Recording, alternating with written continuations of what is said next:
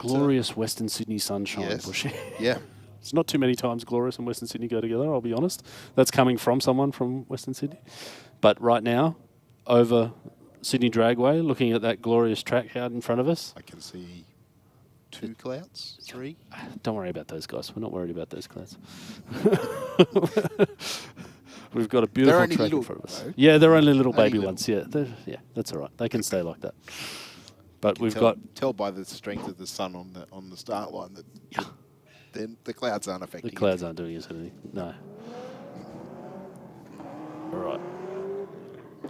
So I suppose we should probably run over what's the procedure when it comes to roll drags, because there's a little bit of a little bit of confusion. Obviously, you know, if you've been here and you've raced from a dig, traditional drag racing, at the tree, there's staging lights. There's obviously, you know, for the sportsman tree, there's pre-stage, stage, your 3 ambers, and then you're green to go, or a red if you jumped, whatever it is. That's not the case here tonight with roll drags. So basically what we're doing is we're staging the cars just near the burnout box. So what would normally be the burnout box, you usually see there at the very start of the track, there's usually a bit of water there when people are going to do their burnout. That's not the case tonight because we're starting on a roll. So when the cars come through the tunnel, they're directed into the burnout box, which is the staging to make sure that the cars are all safe and, you know, their bonnets closed and all that sort of thing. Our wonderful track crew here at Sydney Dragway are going to make sure that the vehicles are what they're supposed to be, which is ready to race. And then they're going to give them the nod and they're going to head on down. As the cars head down, you'll go past that normal staging area. You'll go past the traditional tree, as you can see there at the end of the start line. And then our starter, which is standing there next to the little red section of the walls, if you can see that part of the track at the moment. G'day, mate. He's just giving us a wave. A very quick one, but it was a wave. Well, you know, I mean, we've got to get back onto it. As the cars go past, the starter is going to confirm that the cars are basically in line, so maintaining the same speed of, I believe it's 50 kilometres an hour is our starting speed for roll drags. And then he's going to flick the switch and you'll see a little traffic light set up that's just a little bit further on down the track there. That light goes green and then it's time to race. The cars will take off and they're going to race up to 1,000 foot, which is, for lack of a better term, 3/4 track. Yes. For our traditional drag racing followers. So they're going to run down to 1,000 foot, back off. You'll see the speeds lit up on the board. As you can see here, we've got a pair going down. We've got the Ford Raptor and a Ford FGX Falcon. Not exactly sure what happened with the starter there. Maybe those two drivers need to listen to the procedure again. They didn't hang around to listen to you explain it. No, that's right. Yeah, can't blame them really. Have heard my own voice. Not surprising. But as you can see, the speed, or the trap speed, I guess you would say, will display on the boards at the big end. Plenty of time to slow down, plenty of room to safely bring the car back down to speed, do a loop, and come back down the return road and run again. All right, so we've got a couple more cars lined up. They're going to move forward. Let's see how this little Civic and the WRX run.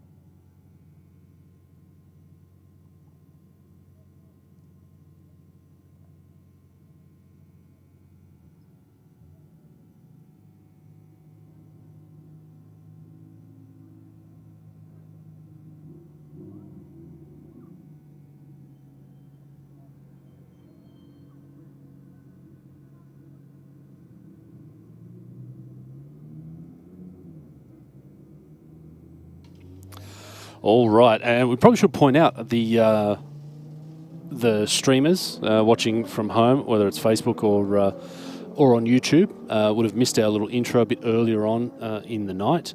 As you probably noticed, we've got a few cars rolling through here tonight, but it is, as we mentioned, a beautiful sunny day here at Sydney Motorsport, or at Sydney Dragway, I should say. I'm going to get crucified for that, aren't I, Bushy? Anyway, Sydney Dragway, it's looking beautiful. The sun is out, but it is very warm. It's also mid-January. We know people are still on holidays. We know people are, some people are getting back into work. Some people are doing the school holiday thing. So, we know that the entry may not be quite as high as we would have liked tonight, but it's great to get roll drags back running, and getting the vibe out here at Sydney Dragway and really telling people what it's all about, so they can come down, safely try out this roll style of racing. Yes. And get plenty of runs. We've got a beautiful surface out there, and as you'll see, this MR2 and this Civic is going to be a great one. It is. This MR2 a little bit quicker than the Civic generally, but the Civic definitely keeping him honest. Absolutely. That is 227 for the MR2, 197 kilometres an hour for the Civic, and that Civic looks like a handful. It sure does, as do most front-wheel drive. I got a feeling that's an all-wheel drive. Okay. Yeah, I got a feeling that thing's all-wheel drive. Well, I mean, even saying that, there's certain all-wheel drive cars that we see move around big time as well. Yeah, as the Evo Shuffle that we see on a regular basis. You know it just as well as I do. We see it quite clearly from up here. Our spectators on the mounds might not see the cars move around quite so easily from the side, but definitely. No, yeah, it's definitely a little bit harder to see from the stand, but you get a great view from that brilliant grandstand that we've got over on the western side of Sydney Dragway. So let's get another pair of cars down this brilliant track. A bit of a Australian battle about to take place. There we go. FGX versus VF Commodore. Commodore's a little just behind a little bit. It is an aggressive ute, that one. Yeah. Manually shifted, which is always great to see. Got to say, it looked like he was chasing him down, but a 174 kilometres an hour run through the finish line. Not a bad pass, not a bad pass. That's it, just didn't quite catch the Falcon at the other end, and of course the win light is not referring to who's first across the finish line. It's actually referring to the higher speed. That's that's really well pointed out. Bushy, actually, it can be a little bit confusing where we're used to seeing the win lights come on above the boards there to indicate who won a traditional drag race, which is not always the first car to go across the line either. No. Thanks to hole shots, breakouts, etc., red lights. But yeah, in this case, the way that the timing system works, it's going to go with the higher number. Although if we're at the point where we've got enough competitors to enter into an elimination round, yes, which I don't think is the case tonight, but if we're at that point, we would be referring to the first car to cross the line, yes, rather than the speed. So it does still come down to first to the stripe gets it. Yes. But in this case, when you see those lights on, it'll just be the higher terminal speed. Well, looks like our next pair out, we have a Subaru taking on a Honda Civic. And a big thanks to Benny for adjusting this camera angle so that we in the commentary box can actually see what's coming through the tunnel. Before they're driving away from us and we can't see what they that's are. Right. That's right. We're both squinting, trying to make out tail lights and go, oh, is that... And getting it wrong. Yep. That's that wonderful camera angle. Thank you, Benny. I heard on the news the other day, Pat, they were talking about a link between screen time and poor eyesight. Ah. I'm just like, I really didn't need a study to happen for that to happen. I think, yeah, absolutely. It's you can't get away from it. No. I mean, you're going to watch the TV to see that study. Even as we sit here, we've got one eye on the monitor and one eye out on on the quarter mile here at Sydney Dragway? I'm not normally cross-eyed, but I will be when I go home tonight. So I've got one eye going out the window, one eye on this screen. There's another screen over there. Got to keep an eye on Benny as well, see what he's doing over the back there. Yeah, a bit shady. All right, so next pairing, we've got little EK Civic and the R35 GTR back around. Going to make another pass here. It's not too much in this one. They're looking at the previous runs. No, it's actually a lot closer than a lot of people would give it. Than what you give think it credit for. Yeah. If you said I'm going to run a Civic up against the R35. Yeah. That's still, in isolation, that's a fast Civic. It sure is. 160 k's an hour there on that run. Yeah, if we go back to that getting on the highway analogy. Yes. That's a fairly short on ramp. Yes. Yeah. I know you wouldn't be able to do that getting onto the M4 like I was this morning because it's a complete standstill. Really? Oh, horrible. Horrible. Yeah, the on-ramp signals getting on from the M7 to the M4 this morning, they might as well have been turned off. It wasn't making a difference. Is that where you need the rolling two-step? Yeah, absolutely. They're a short change. I don't know if anyone's seen those ramp signals. Well, it's basically what I find is really difficult is you don't learn about those when you learn drive. When you learn how to drive, right? It's not part of your test because it's only a relatively new thing in Australia. So, no. They weren't. I mean, I'm 39. They definitely weren't around when I learned to drive 20 odd years ago. Yeah, there you go. So you've got these lights. You're coming down an on ramp, and most of us know how to merge. Maybe I should rephrase that. I like to think I know how to merge. So you come down and you see this red light on, you go, what's that about? And then it goes green and then it goes red straight away. And you go, what should I do here? And then everyone else has the same thought and there's 4 cars trying to merge into one lane.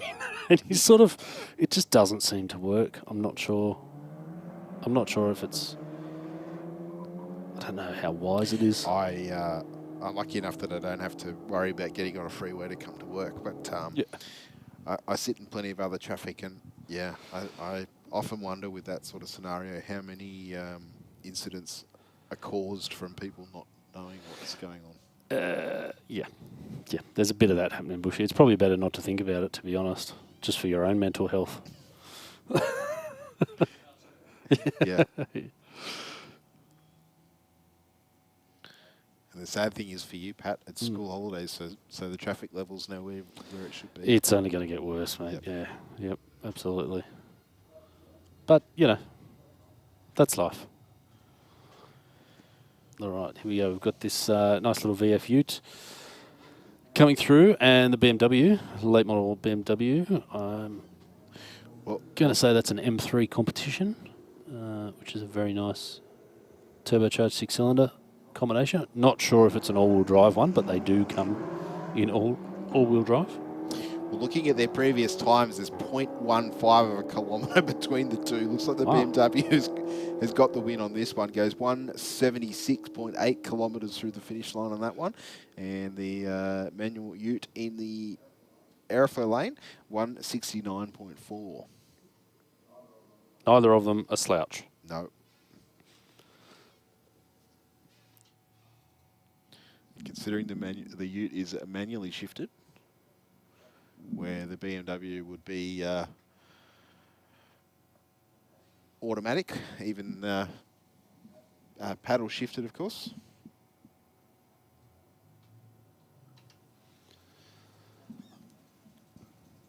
All right. And mentioning again, your Australia Day Nationals coming up, Group 1 racing, Top Fuel, Pro Mods, Pro Stock, I think, from memory. No, Pro Stock? We'll double check that. But lots of sportsman racing, plenty of Group 1 action, motorcycles back at Sydney Dragway.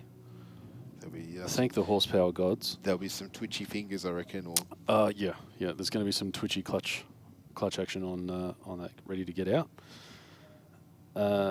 Great setup for families as well. We're going to have Dodgem cars. I saw. That are down the back. Yeah, the guys have come and set up already, or drop their setups off. We've got giant slippery dips. Yes. Which I think I'm going to have a go at before I go tonight when no one's looking. So yeah, okay. Something did just come off that car. It's sitting smack bang in the middle of the... All right, we're going to pause racing for a second and just check that out. We got the track guys on there to see exactly what that was. I can't make it out from here. Benny, can you see? If you can't see it, I can't see it. But either way, got no worries. We'll get out there and check it out.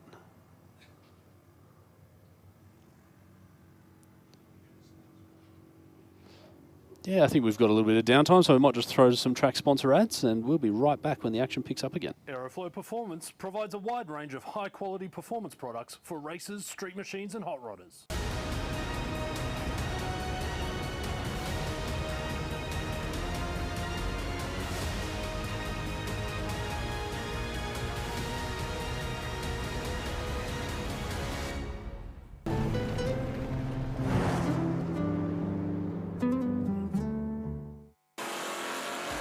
Aeroflow Performance provides a wide range of high-quality performance products for racers, street machines and hot rodders. From fittings, fuel system components, intake solutions and even turbocharger systems, you can see it all at aeroflowperformance.com. So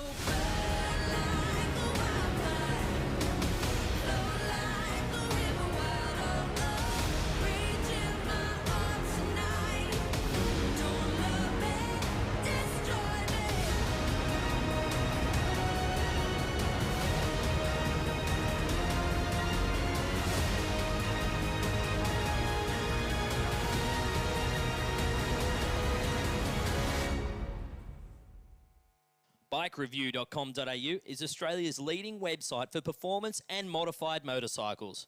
BikeReview.com.au is the only motorcycle-focused website to feature motorcycle drag racing on a regular basis. And in the words of editor Jeff Ware, our involvement with Sydney Dragway is our way of putting back into one of our favourite sports. BikeReview.com.au. All right, and we are back. Sydney Dragway roll drags here for 2024. I've got a couple of nice little JDM units heading off down the track. Got a little EG Civic, and I think it's a Hawkeye WRX from memory. Looking at the front of it, snappy. Number plates. Nice pass from Snappy, actually. 164.9 on the previous. 157, actually down a little bit. I guess the Civic must have had a little bit of a problem, because I'm sure that has run faster than the 110 kilometres an hour previously.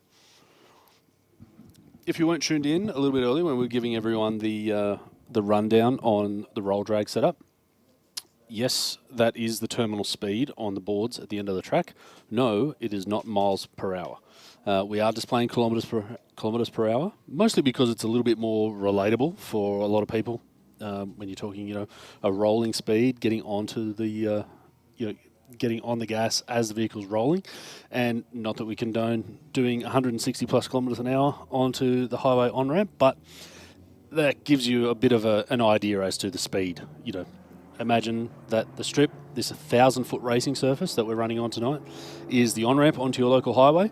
Obviously, coming up from, say, 60 kilometres an hour to the national speed limit, 110 in most cases. These guys are doing that same distance, and then we're seeing 171 kilometres per hour from the Aeroflow lane on this one versus 163.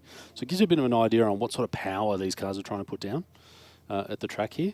Mile per hour, a little bit less relatable for definitely the younger crowd, younger drivers or younger viewers, where mile per hour is not as common in today's society, of course. But us being drag racers, we love it. Continuing on, we have a couple of Falcons looking like going to come up to the staging area.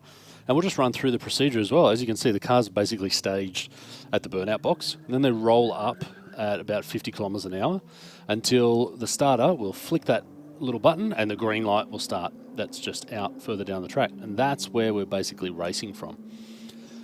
That's going to take a lot of stress off the driveline of your car as well, which makes things a little bit easier. It also holds each entrant sort of accountable, Bushy, wouldn't you say? When you look over and the car's not next to you, maybe you're going too fast, or maybe the other guy's not going fast enough. Well, so you've got to even it up. Yeah, that's the I suppose the variable in roll drags compared to traditional drag racing, where you've got the staging beams. You've got the staging beams to actually control that and make it even.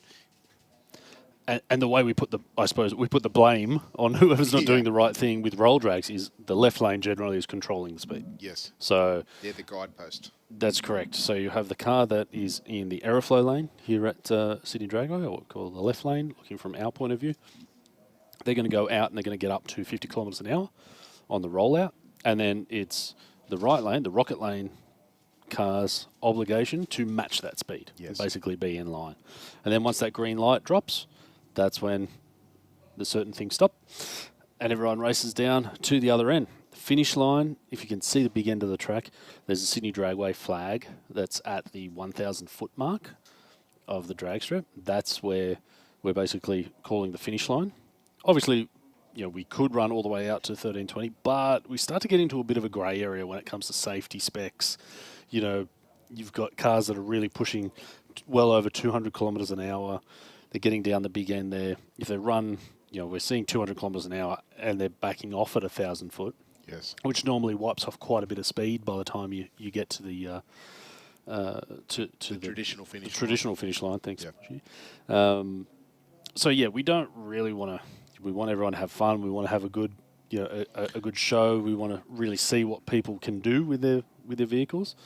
But we've also got to be responsible as well and say, look, we don't want to be dragging people out of the sand trap, sort of thing all night, because it makes for a really long night and not a lot of racing. It does, and of course, safety is very important here at Sydney Dragway. We want everybody to go home, have a good time, tell their friends how good a time they had, and then bring them along next time.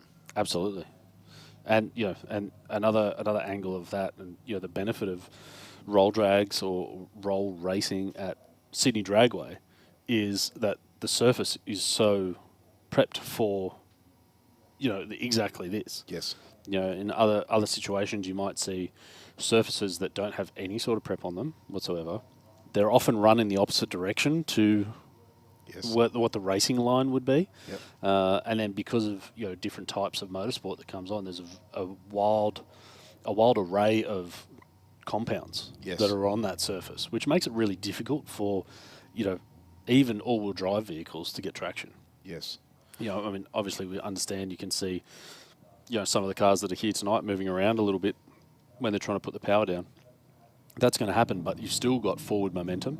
Yes. Whereas they're planted to the ground. That's right. Yeah. And they've got that consistent surface to be able to, okay, I know it's moving around, but I'm going to stay into it because I'm still adding road speed.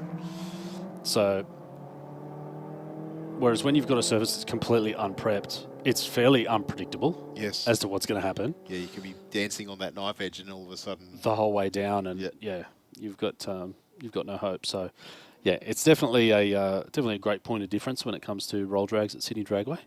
It's something that everyone should get out and give it a go. Let's give it a crack.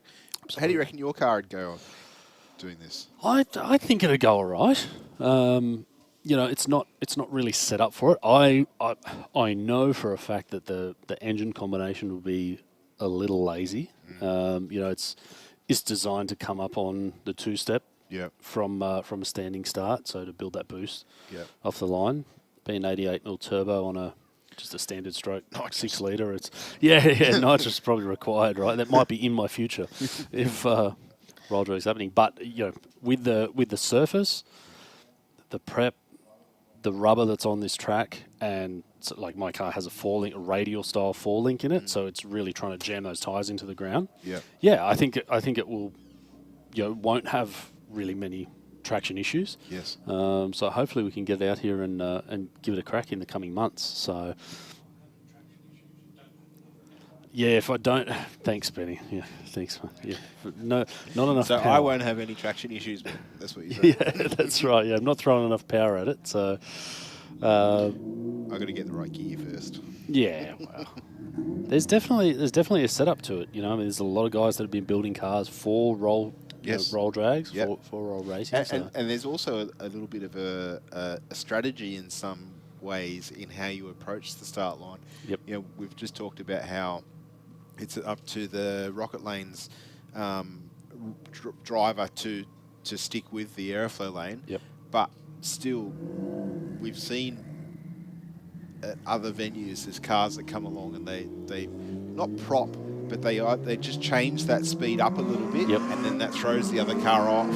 They get a little bit of a running start at it, if I could use that, or they might hang back a little bit and then slingshot past at the other end. Absolutely, and the slingshot's very controversial because it's not what's supposed to happen. So it's like guessing the light. But it's like any motorsport, mate. It's your interpretation of the rules. So see what you can get away with. But yeah, there's definitely more to it than just going flat out, and that's the same with drag racing. As we know, it's people that maybe have done circuit racing or street driving, things like that. They look at this straight line sport, and in isolation, yes, it might seem fairly easy. Yes. But when you're trying to hang on to a car that makes over 1,000 horsepower and it doesn't want to go in a straight line, that's where one of the battles comes in. Yes. The timing when you're against another person, okay, are you going to be on the throttle as quick as them? Are you ready? Is your car ready to go? Have you built boost if you've got a turbocharge or a supercharge application or something like that? So yeah, definitely a few little tricks for the first timers to get their head around when it comes to this style of racing for sure. Yeah, I think that the biggest thing with anything that happens here at Sydney Dragway in terms of a race outcome is that there's very often, not very often, second chances at winning. If you make an error, either as a driver or mechanically, there's little opportunity to make up for that mistake. Definitely, yeah. If I could put it that way. No. Where it's not like other forms of motorsport where you might have 10 laps, 15 laps, whatever, to catch that person back up and have another go at passing them or vice versa. Yep. The race is run and done in total of a minute and a half. Yeah. If you were doing Far a burnout, less, backing back, and then racing down, or as we see here at the roll drags, by the time you roll out from the tunnel to the time you're at the finish line, it might be a total of 15 seconds. Yeah. Yep. Absolutely. And it's also only 400 metres. Yes. Well, in this case, only 1,000 feet, which is less than 400 metres. So if you do get the opportunity to try and get that second chance, so let's say, you mess up the start, you turn the tyres, and you lose a whole heap of ground. Maybe you make a whole heap more horsepower than the car in the other lane that's out on you. You've still only got to get it done within that 1,000 feet. So it's not just the time, but it's just the distance, which... Okay, you might not be going as fast as the car in the other lane, but you're still going relatively fast and eating up that distance. Yes. So when you've got the deficit to bring back, it's tricky. So you've got to be on your game from the word go.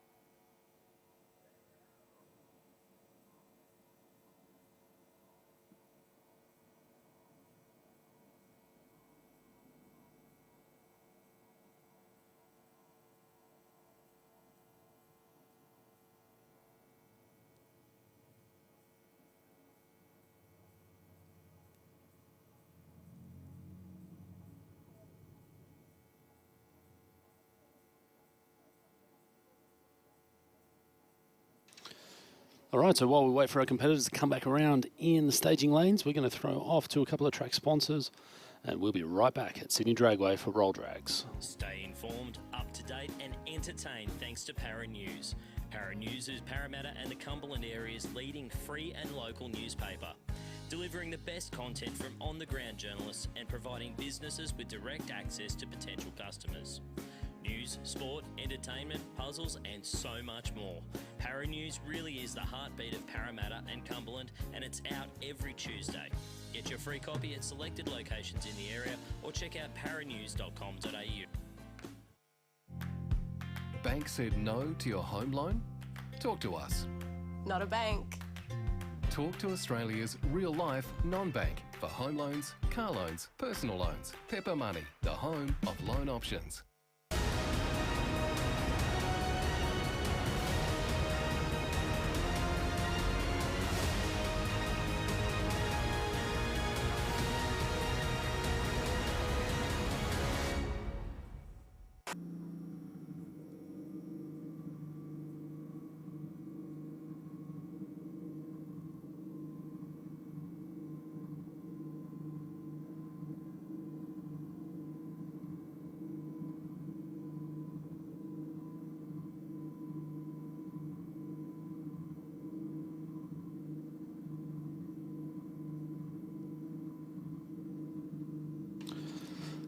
All right, here we go. We've got the BYP K-Series Honda engine, MR2, back through the tunnel. Which is a great looking car, isn't it? I was just thinking that, Pat. I was just going to say, it's a timeless sort of shape. It's probably where I guess where I was going to. What I'm trying to say is the earlier MR2s, the ones that were a little bit boxy, you could look at those and go, yes, they're late 80s. Yeah, the AW11 model. Yep. Where the later model MR2, in my eyes, is a much more rounded shape and obviously a little bit less dated through its styling. Absolutely. And this one's definitely been updated in the power stakes. Yeah. It's definitely making 2024 power.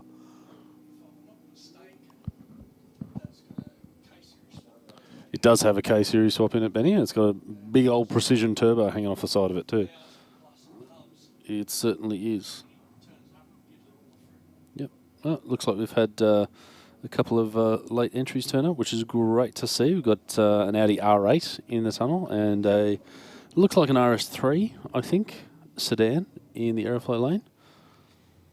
Gee, they're wide, those R8s, aren't they? Yeah. They're massively wide. Yep. When you look at, like, we just see the front of the one that's about to run down the racetrack now compared to the RS3 that's in the other lane. It's definitely, it's definitely supercar sizes or proportions, I should say, on that one. No slouch, the V10 powered R8 heading down for 186 kilometres an hour. The RS3 at 170. Yeah, the RS3 was no slouch. It's almost like seeing an XR6 turbo these days. You know it's not standard. You know? I don't think I've seen a stock RS3 for quite a while. They've all got have they changed? Yeah, exactly. They've got stage 1, 2, 3, 4, 5, 6, 7, 8, 9, 10. Something on them. So that's the thing. Like the dealership should say, should nearly advertise them and say, okay, you've bought this car. What are we going to add to it? Yeah, the Harley Davidson style, right? Like here's a stock bike, but you're not going to ride it away with the standard pipes on it. Really, you can't. Yeah, you want bars, you want pipes, you want this, you want that. Yeah, of course, you want all the bits and pieces. So.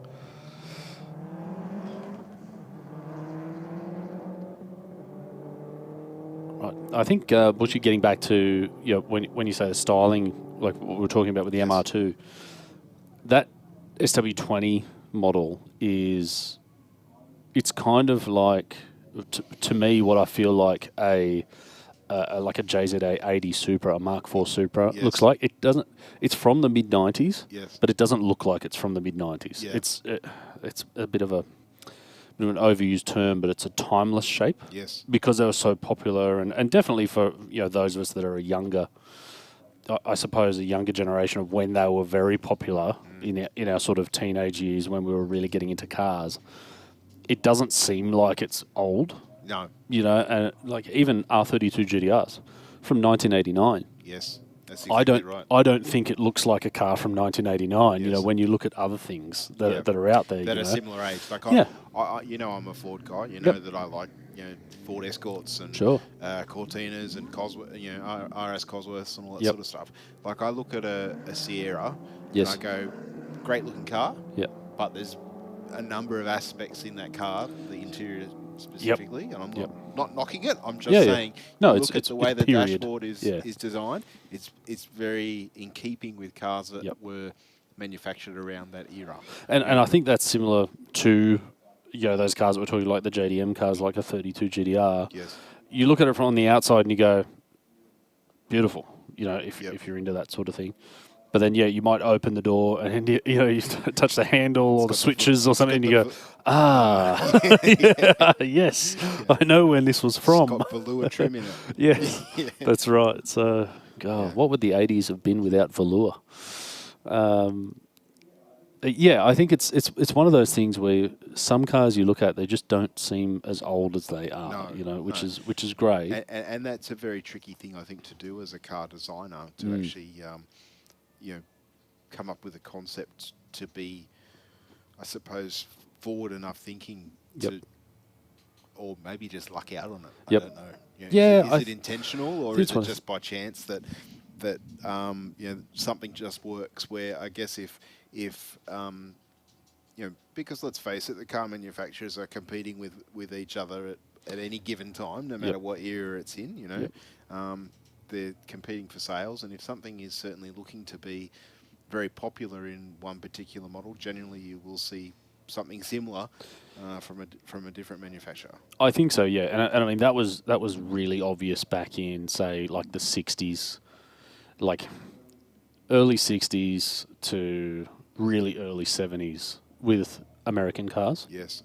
Camaros. Yeah, well, they were all trying to outdo one another. Yeah, Mustangs. Yeah. I mean, talk about timeless. Yes. That's some timeless classics there, and it almost works in reverse where that car was not designed in 1980. Yes. Like not a chance. was a 68 Camaro designed in 1980. Like it just it's funny how it works the opposite way.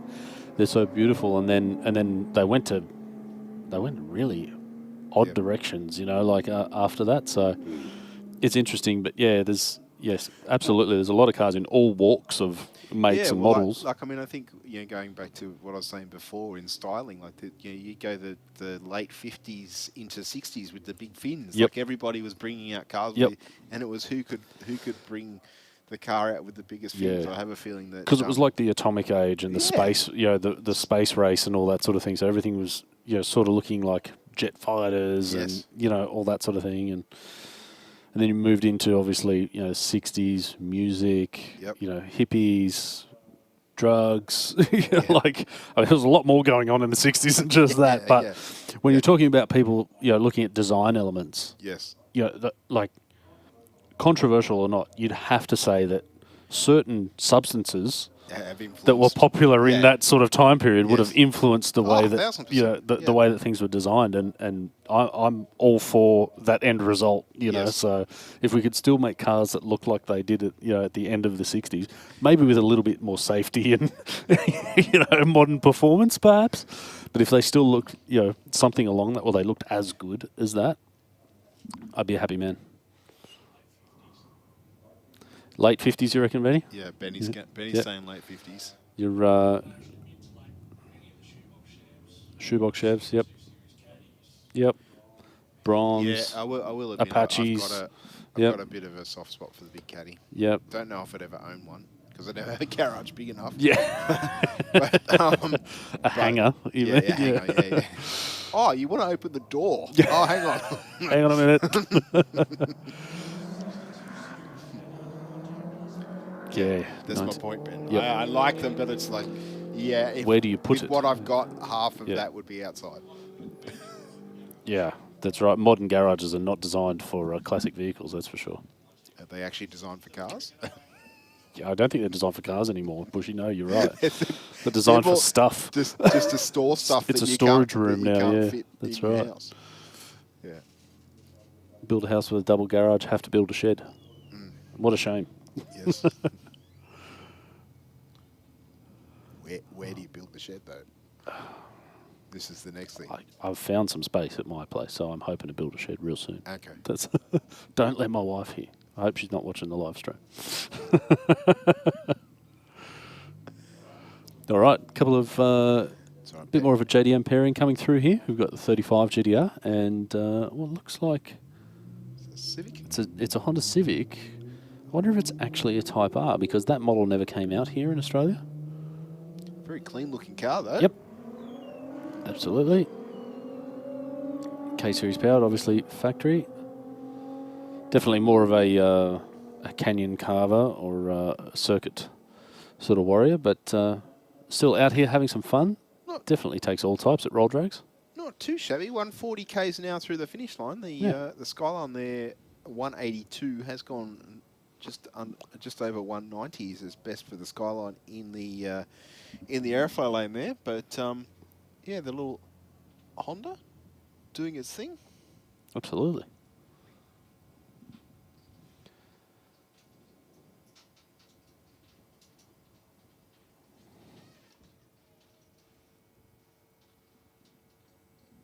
Now, you said before, Pat, that you were at Summernats. Did you have a particular show car, dyno car, burnout car? Well, strangely enough, the show car that I really liked was actually a drag car. Right. Believe it or not, it was a beautiful blue, like a Group A blue meanie style VK Commodore that was there with a billet Noonan LS I saw some photos of that twin turbo combo in there. So yeah, it was it's definitely an all business drag car. Like I couldn't look all over it and underneath it because there's a lot of people around and I was actually working, believe it or not. But I think it's a 3/4 chassis car. Yeah, like I mentioned, one of the brand new Noonan billet LS blocks.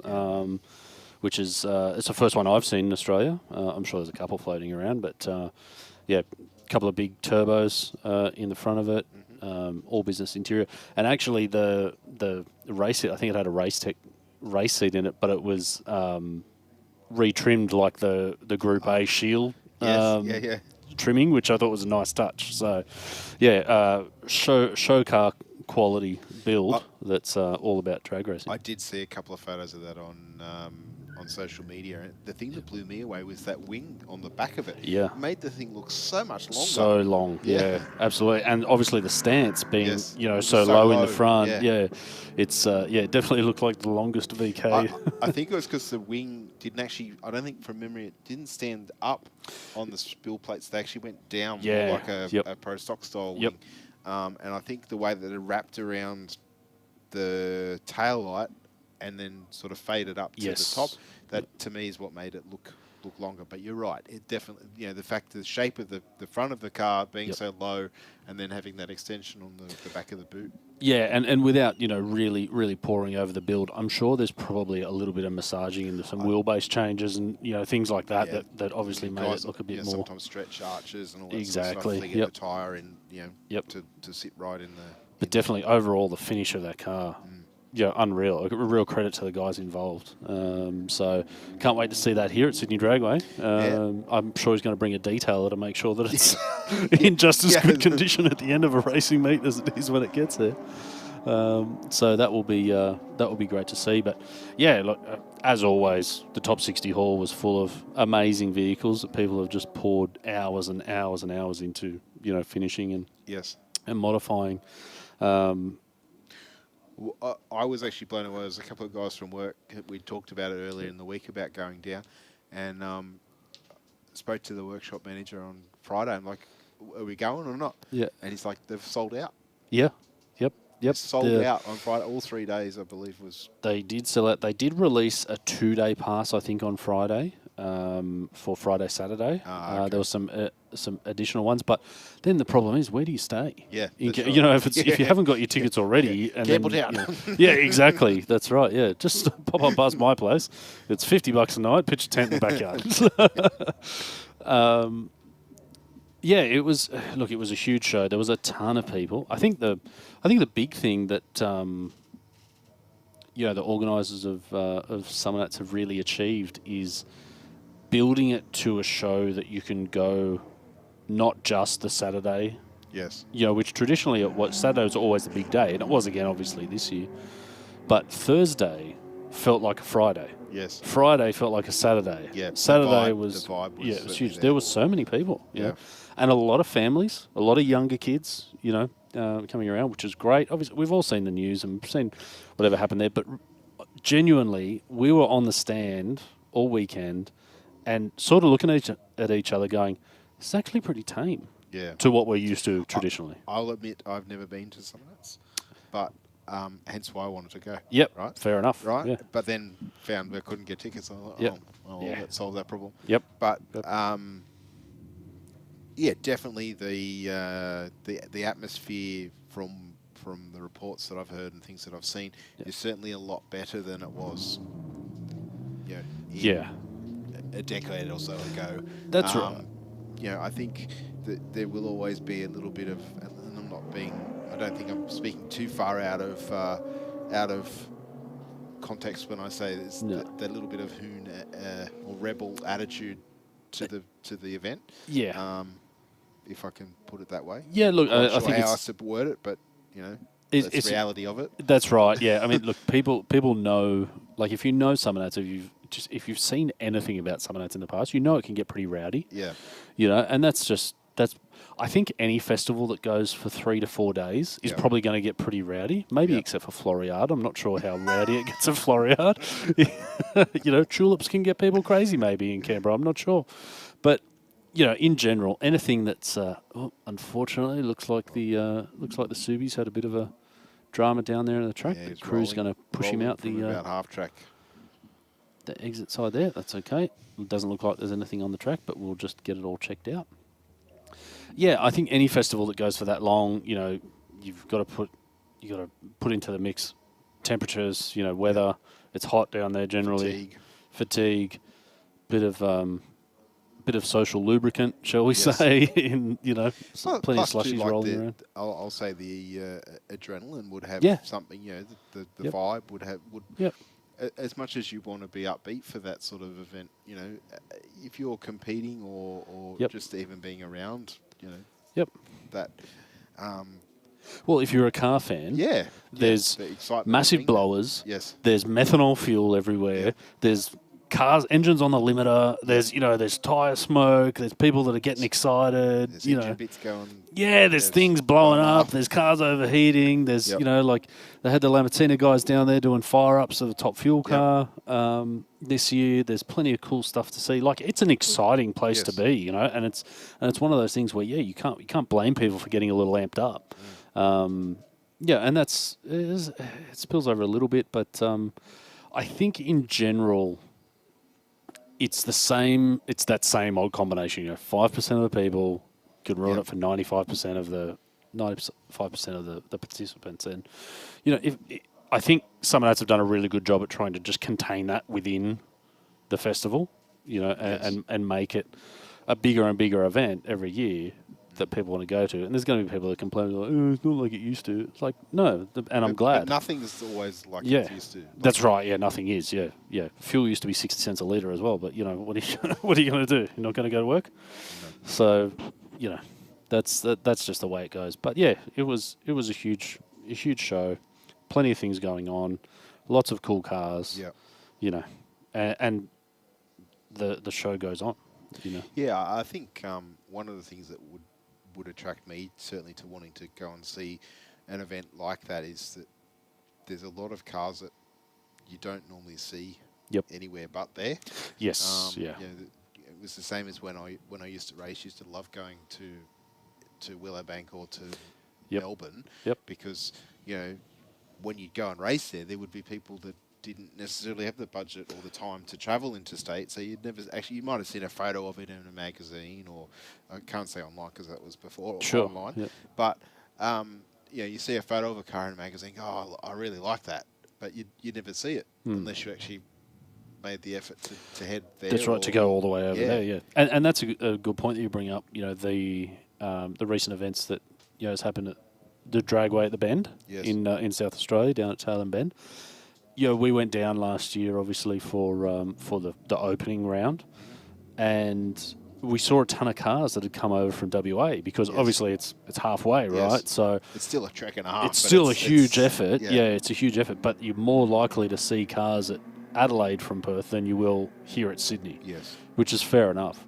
So yeah, definitely a big mix, and Summernats is, it's the car nuts mecca, I guess you would say, when it comes to anyone that's involved in burnouts and cruises and building crazy show cars and all that sort of thing. So you always know that regardless of where someone's from, if they're into that style of thing, then that's where they're going. Yeah, so that's a must-do, bucket list sort of thing almost, if you like. That's right, and you'll see cars cruising around with giant blowers and all that sort of stuff. That we'll see giant blowers here at the drag strip, but it's not in the sort of cars that you see there. Street car. A street car in inverted commas. Yeah.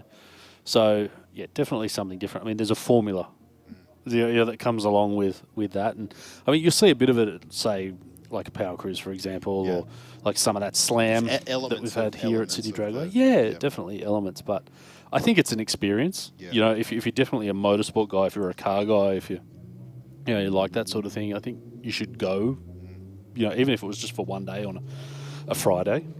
Yeah, we were thinking of going down on the Saturday just for the day. Yep.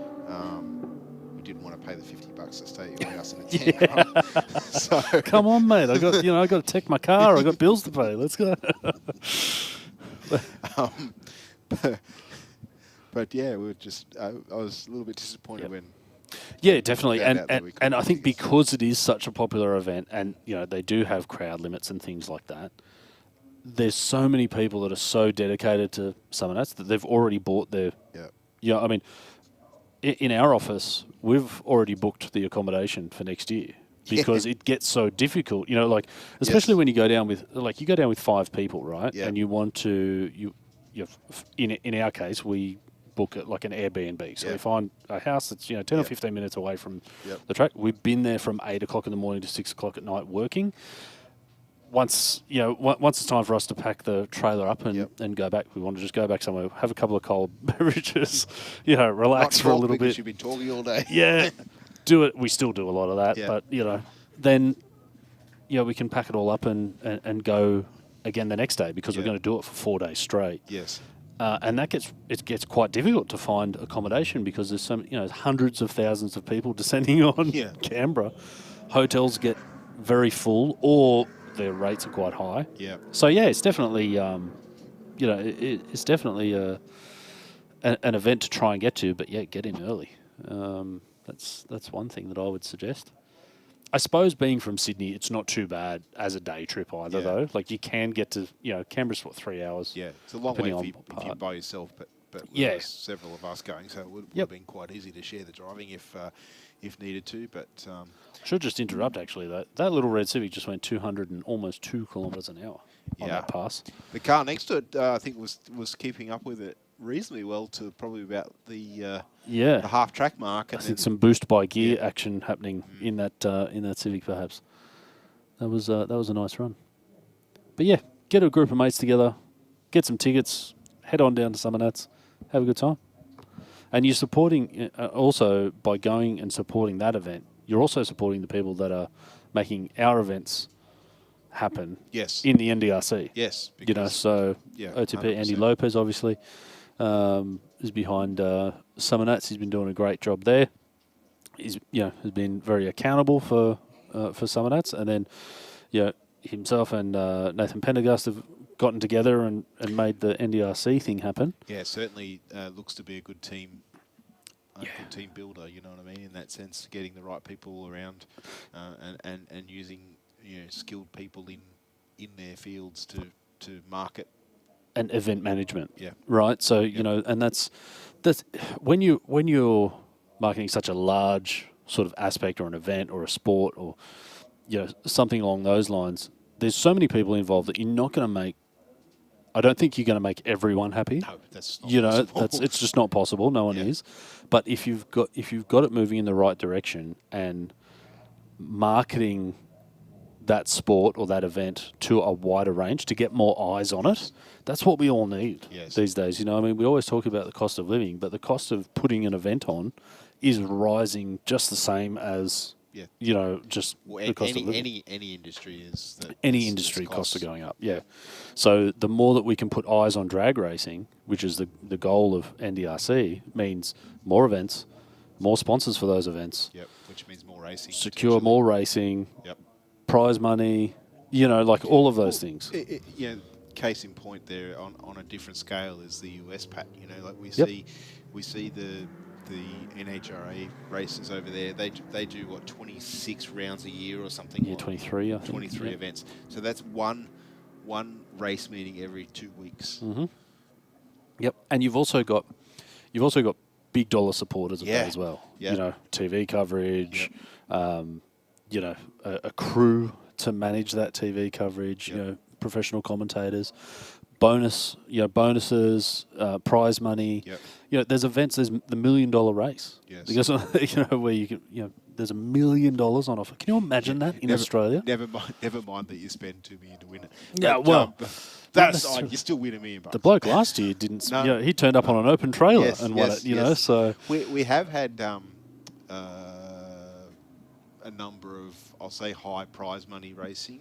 Where there was like buybacks and all that sort of stuff, but unfortunately I know the person that was trying to actually put one of those events together, and they just didn't get the entries to make it viable. They had good showing initially, and then obviously as the interest the initial interest faded between when the entries were announced and the event, it wasn't viable to.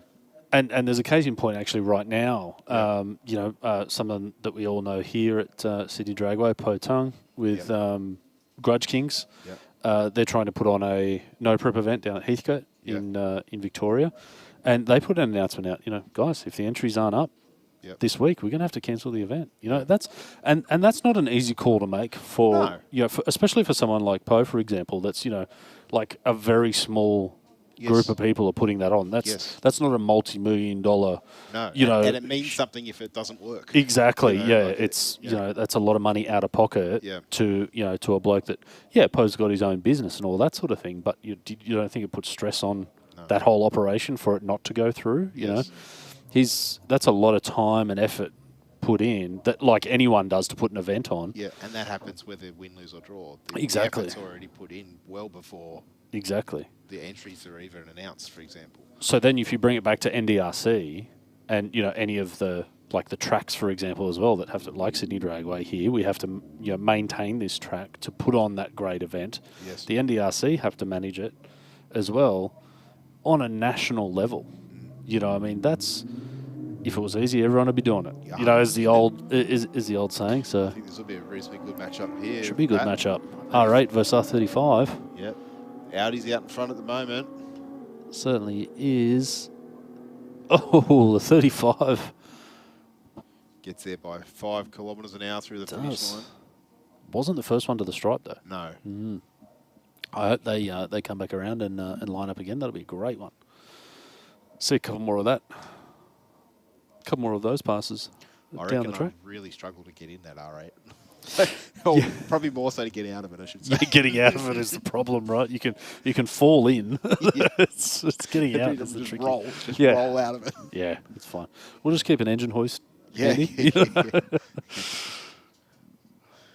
No, it's I think the NDRC are doing a great job to promote the sport that we love, you know, which is drag racing. It's not an easy thing, but you know, going back to what we were saying earlier about supporting all levels of it as well, you know, not just the Group 1 guys, because they're the big headlining act. You know, they're going to be here anyway. Yeah. Like, I know, like, I can speak for, say, the teams that I'm obviously a little bit closer to, the Aeroflow Nitro Funny Cars. Yeah.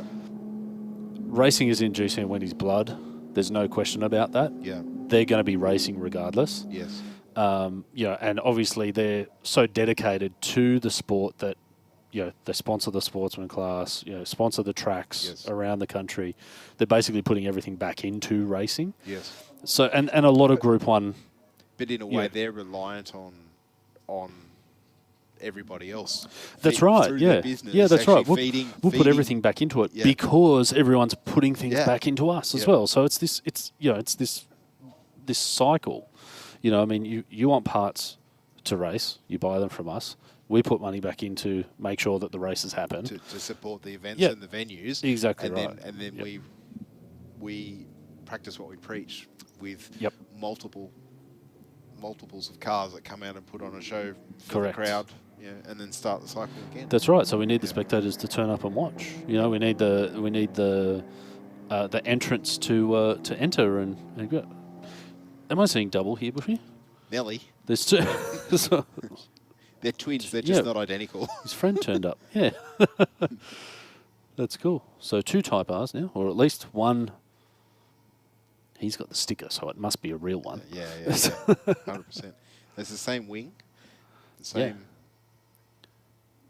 The wheels are different, obviously, on the car in the aeroflow lane. Am I correct? No, I think they're the same. I think one might have a bit of brake dust happening on the front wheels, being white wheels. They look like FD2R wheels. I'm pretty sure it's an FD2R, that model. I'll take your word for it. Yeah, I tell you, my one says FD2 on the number plate, so I'm going to go with probably. But very close across the finish line. Yeah, 139.86 to a 140. About half a kilometre an hour difference there. That is, that's pretty close. Same, but different. Yep. Very nice. I suppose it's the beauty of having 2 identical cars that are almost in sync with the gear changes and everything else. That's right. That was pretty good, yeah. That was awesome. All right. Seems to be a very strong Honda presence here tonight. I'm wondering if if we had Stewie here, he could go and ask them, are they part of a Honda club or something, I wonder? Yeah, I don't know. Another pair, look. Yeah, another pair of matching Hondas. Not this next one. There's one Honda in this race, but the next pair will be Next pair, yeah. Well, we've had, on Wednesday nights, we've had the Evos representing. Yes. And now on Thursday nights for Roll Drags, we've got the Honda crew representing, so... Yeah, that Falcon's not sounding too happy. No, it was a bit cranky. I think there was at least one spark plug that wasn't working. Yeah, I think so.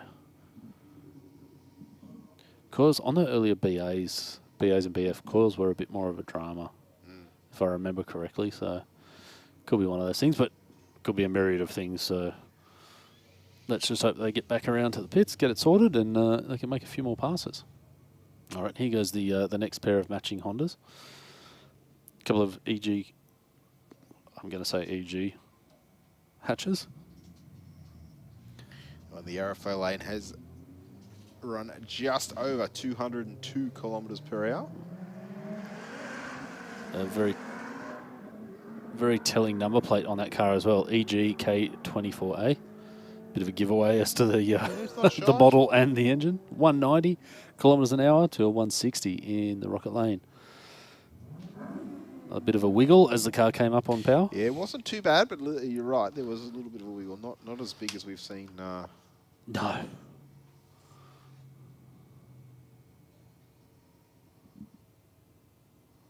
What do we got there? A Hyundai I think that's SUV, is it? I think that's a Venue. Oh, yes. I think there's a Hyundai Venue. Yes. Yep. The Ute owner will be doing everything possible to make sure. Yeah. I think there's definitely some pride on the line here. Yeah, I want to make sure that... yeah. But the good... What he doesn't know is the Venue's been case Yeah. That's right. How good would that be, just to see that thing just, like, shake the front tyres as it comes out?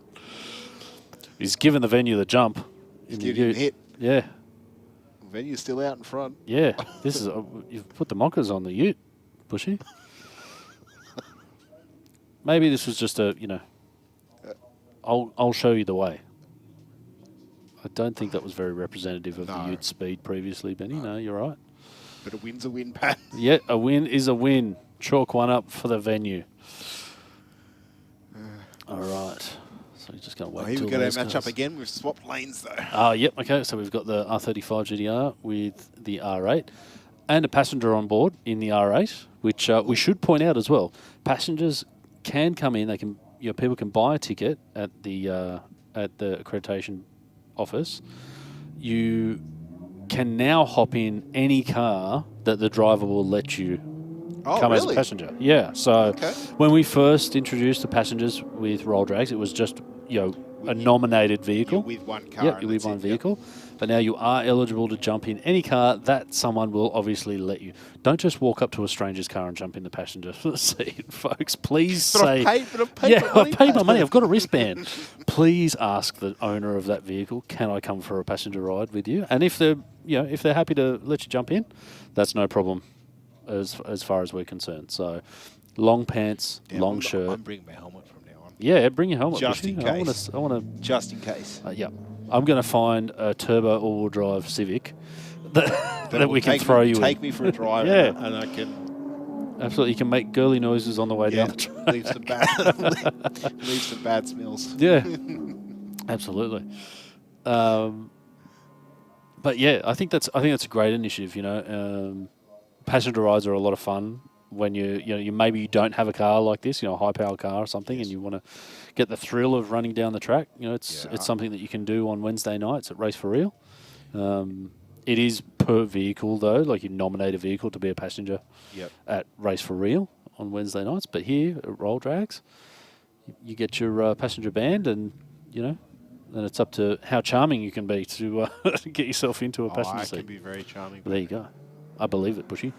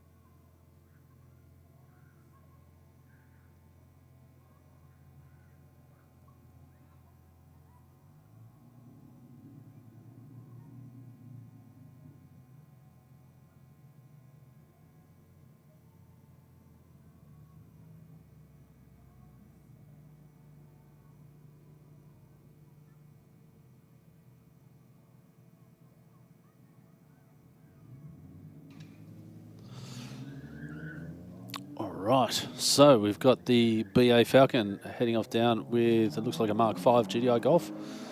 The Golf is no slouch. We all know turbo barras get along pretty well, so let's see what the end result is down here. 175 to a 149 for the Golf. I think the Golf was a little bit off there. The Falcon was a little bit slower than its previous best as well too, Pat.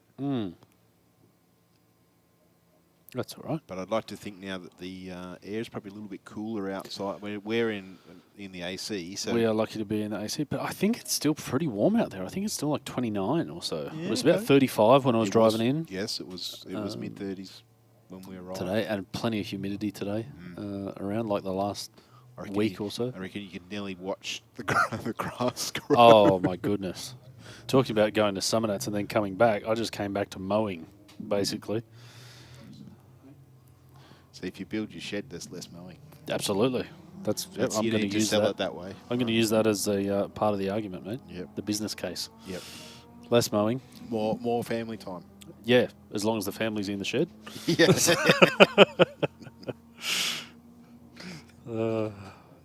Race car maintenance. It's got to happen. Yeah, that's right. It's just got to happen. Again, fairly close, those two. A little bit bigger gap this time around than the first run. But Absolutely. Got another match up here. So we've got the Holden Ute, the VF Ute versus the 35 GDR. Passenger on board.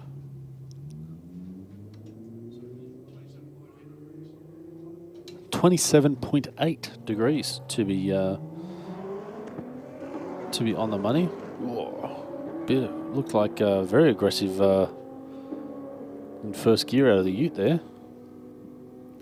There's a bit of a flash of flame out the exhaust. I saw. Beautiful. Do you think that was an LS on the limiter? Such a rare thing here at Sydney Dragway. I've never heard it before. I don't know. Not at all. Yeah. The difference is there it didn't stay on the Didn't stay on it for like 3 minutes. Which we all know that's what they love. Yeah. All right. So we've got, looks like the venue's back up. Maybe a bit more tougher competition from the VY Commodore coming up here. Got a pretty good strike rate so far. Yeah. 1 from 1 for the venue. The venue's got an interesting tactic there, mate. He's going to the slow rollout. We were talking about start line tactics a bit earlier, Bushy. Hasn't worked this time for the venue, unfortunately. I think the 1 from 2. Yeah, 1 from 2. Hey, still not bad. 50% win rate. That's pretty good. I tell you what, even it's getting down there at 100. I'll be generous. 115. I think there's more in it. I mean, I keep going back to the motorway on-ramp. That venue should be able to get onto the highway at 110 kilometres an hour, right? Yeah. Well, he's doing better than that. Just. But whatever the effort that they're putting in, that's perfectly fine. Come out to Sydney Dragway, Roll Drags event, plenty of safety. Yep. Have a good time. It's a pretty cheap night entertainment, really.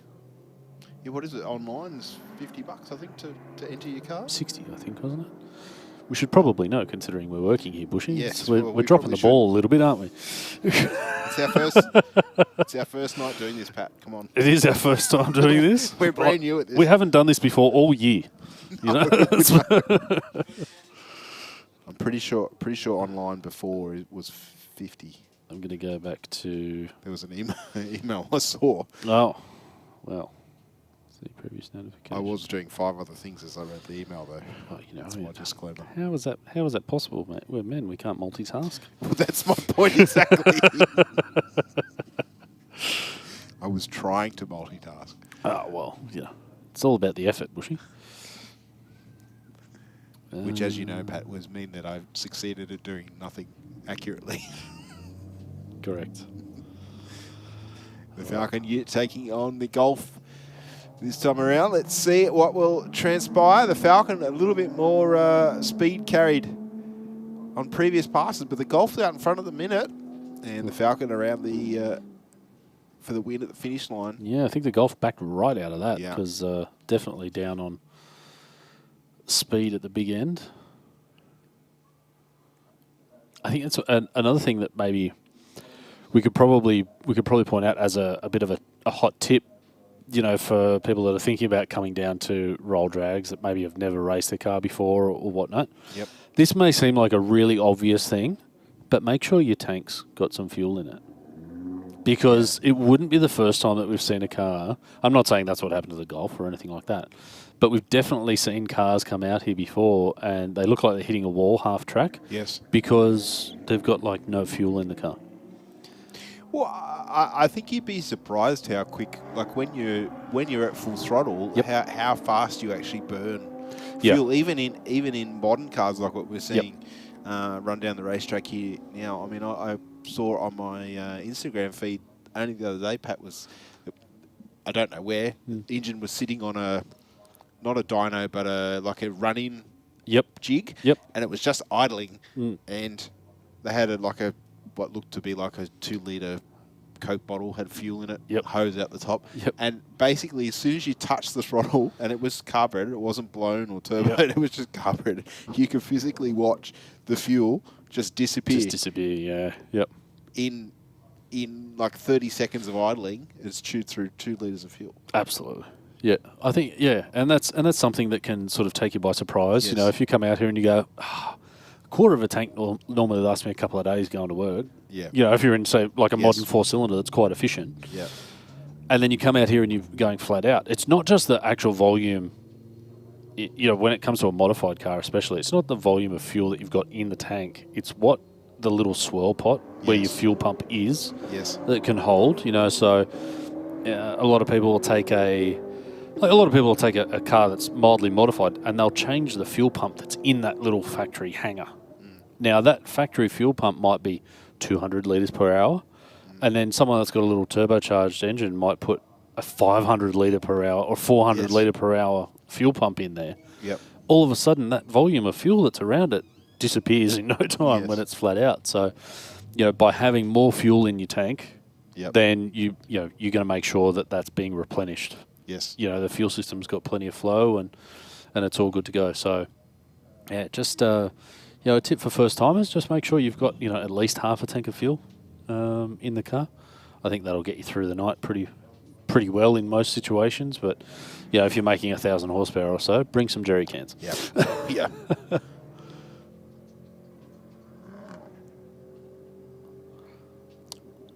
Going amiss there with our Honda that time. Yeah, maybe a misshift or something along those lines. Maybe didn't have half a tank of fuel in Bushy. Yeah, could be as simple as that. It's a possibility. I think maybe the missed gear might be. Yeah. If you're talking about me, then yes, I would. More than likely think that's what's happened. Come on, mate. Yep. First, second, fifth, as you think. As long as it's not first, second, first. No. You don't want the money shift.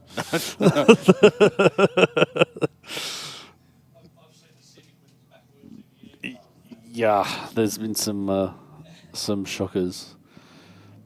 Those guys in the States racing those all motor or the nitro powered Civics. Have you seen those at all? Yeah. So in the US, they've got a class which I guess they can't really be called all motor because they mix nitro in. So they might be like 50-50 nitro methanol. They run 7s. Wow. Like 4-cylinder Honda, K series or B series. Are they cast iron blocks or are they still factory? A lot of them factory blocks. Yeah, yeah. I mean, B series is cast iron from memory, and K series is all alloy. There's a lot of obviously now. I think most of them running a K series and whatnot, or even B series, probably billet blocks. 4-piston, for example, a company in the US doing a lot of so good, don't they? Beautiful little pieces of engineering. So, turning out some wild things. But when one of those 1-2-1 shifts happens, it's not a pretty sight. There's, the front bumper is wedged firmly into the racing surface, and the rear wheels are just about off the ground. So, we want to avoid that at all costs. Yeah, there's a lot more components to the engine and transmission than there was before, surprisingly enough. Yeah. I was scrolling through Insta the other night when I saw that the engine running on the stand. Yep. I think it was Kamikaze from the No Prep. Yep. Street Outlaws. He's got his El Camino up on the hoist. Well, I think he's still in El Camino. Yep. And he's gone, that was expensive. And you can see this side, he's got the sump, and you can see all bits and pieces out of it. Well, there's nothing out of the sump, but there's lots of stuff trying to get out of it. And then he goes, we'll go around this side. And then there's like a whole piston and a rod. Nice. It had a crank inspection hole in the block. A big one. You could probably nearly fit maybe 2 fists through it. Right? Yeah, well, you've got to check these things. Yeah, you've got to be able to see when it's all right. It's just making it easier. Yep. Rods and pistons get lonely sometimes. Yeah. They're in that cylinder all by themselves. They want to poke their head out and say good day to people. Yeah. Yeah. Rodney comes knocking. I was just surprised at how how catastrophic it must have been inside there. And he's like, yeah, I'm not even going to bother. And it happens so quickly. Yeah. Yep. But I mean, even today, driving to work, I think there was I think it was a Triton or something in front of me, like an older Triton. Yep. And 2 or 3 cars in front of me, we stopped at a T intersection, and it drove away, and I could hear it from inside my car. I'm just like, that's not good. Whatever that is, if it's the tapping sound, it was like that can't be good. Like, yeah, I've had a similar thing. You know, you might be standing on a corner waiting to cross a street, or something like that, or in traffic. In your own car, and you sort of look at the person driving a car that's going. Can't you hear that? Like, surely at one point your car didn't make that noise, and then all of a sudden it made that noise. Yeah, is that like a bit of a clue that you should get it checked out? I mean, yeah, it still drives, so, no harm, no foul, right? Yeah, just don't rev it up. Strangely, not everyone are car people, if you can believe. I did have someone say to me when I last drove the Cortina, I wouldn't drive that any more than you have to. And I didn't. I was only driving it because I didn't have another car. There you go. I was in between cars because I'd had an accident. Right? Well, you got to do what you got to do. Man. Yeah, that's right. But it's the Cortina, mate. It's about passion. It's about doing what you got to do. Although I will say, that when we pulled it down, or when my engine builder pulled it down, there was nothing there that we thought, well, that would make that sound. Yeah, right. Okay. So not like a big end or no. The bearings were fine. All that stuff was fine. It was the cam was not in a good way. Okay. But I was going to say another word there. I was really searching not to say what I wanted. The lobes weren't as loby as they were, perhaps. No. The cam was there was a couple of cylinders that would have been way down on horsepower. Sure. But bearings and all that sort of stuff. I was thinking maybe I had a cracked piston, because they do have the Kent engine does have a tendency to want to crack pistons for some reason. But yeah, so a little bit surprised there, but I guess it could have been worse. It definitely could have been. That Triton probably had something a bit more than just a worn camshaft. I did have a little bit of an issue with the rings on number 4 though. That did mark the bore a little bit, but typically that's not going to give you like a knock sound. No, it generally won't. Maybe a little bit of a rattle, cold start and whatnot if the this did rattle cold, but it wasn't. It didn't go away. Put it that way. Well, look, if there's a bit of a cold rattle on startup, you just say it's got forged pistons, no problem. They do that. So anyway, I just need to pull my finger out and finish putting it back together so I can drive it again. Yeah. It's always that old chestnut, mate, finding the time. Well, yours truly decided over Christmas. Yeah. Let's repolish the inlet manifold. Yeah, that's definitely one way to make it run. Priorities. I want it to look nice. Priorities. I wanted it to look nice. Well, because I know that once it's in the car, I'm not going to. You're not going to do it. Yeah. I'm not going to do it. Yep. That's fair.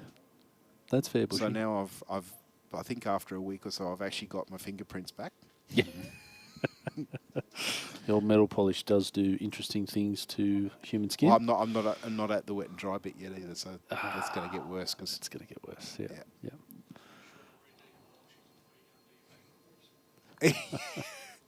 Definitely.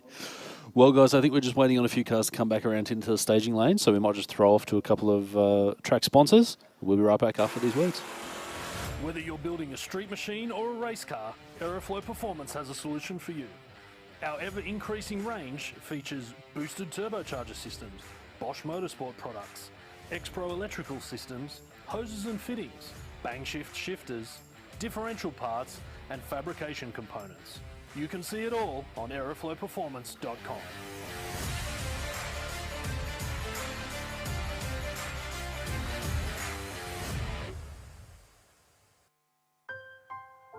We've always had a few cars. They're all special. The T-Bird. Oh, that's mine. The Combi for when we want to get away. The XR8. It's going to be a classic. They're all insured with Shannon's, We've also got Shannon's home and contents cover. which helps protect our automotive collectibles, tools and memorabilia in the home and garage. If you're motoring enthusiasts like us, it's got to be Shannon's. Shannon's, insurance for motoring enthusiasts. Call 13 46 46 for a quote. I've chosen to use VP Racing fuels since I was a teenager racing motocross, which was 21 years ago now.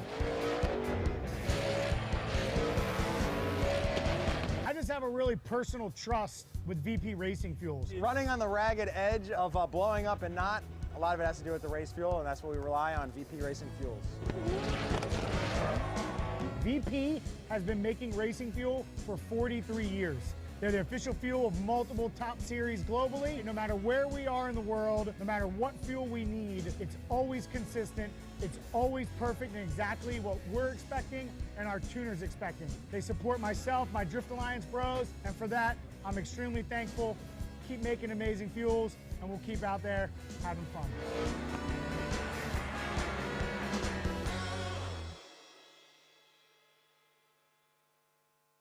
So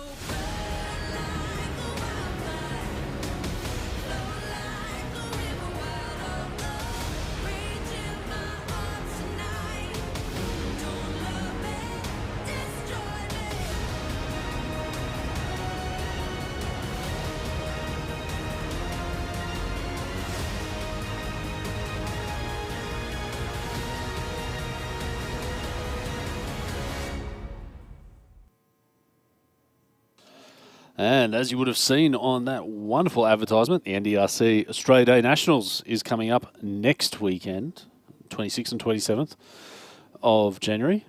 All the excitement of top fuel dragsters coming back out. Yeah, Pro Mod. Pro Mod. Pro Slammer. Pro Slammer. Pro Alcohol. Pro Alcohol. Supercharged Outlaws. And that's because all of our sportsman categories as well. All of the Aeroflow sportsman categories. As we've discussed it. Top fuel bike? I don't know if... don't think so, Benny. I don't think top fuel bike is for this one because of the late announcement. But they got entries open for bikes, yes. So technically, yes. They are open, but I got a feeling the turnaround might be a bit too soon because they were only in the bend last week. So Matho's new bike is pretty. I think, yeah, it was a shame that they didn't make it down to the bend because they would have definitely given Benny Stevens a run. So it's good to see. But yeah, plenty of nitro bikes, or top fuel bikes, I should say, down at the bend. Interesting. I think it's a Kawasaki turbocharged methanol bike was out there running 660s, I think, which is. No, it was running with the top fuel. So I'm not sure. I'll be honest. I don't know enough about the category, but obviously there's a speed, a weight, a capacity sort of combination that still qualifies it for that category. I mean, there's been races running turbo bikes in top fuel motorcycle for as long as I can remember. I guess it's just that they haven't been able. The technology, as time has progressed, has allowed them to be more competitive. Like nowadays, we see extreme bikes running quicker than what they used to.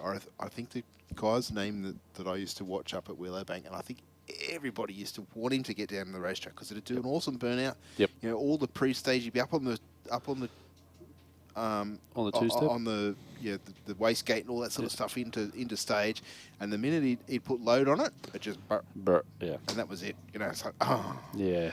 And then eventually there was one meeting, he obviously changed something in the combo, and it went 6, like a high 6, and the place just went nuts because this guy, I'm sure it was Steve Kitten or Kitchen, something like that. Okay, yep. And it was just one of those things that year after year he'd be at the Winter Nationals and I'm sure other race meetings as well, just continually trying to get this thing down the racetrack to what its potential was. Probably making a gazillion horsepower on the dyno. That's right. But as soon as you put it on the blacktop, it just didn't work.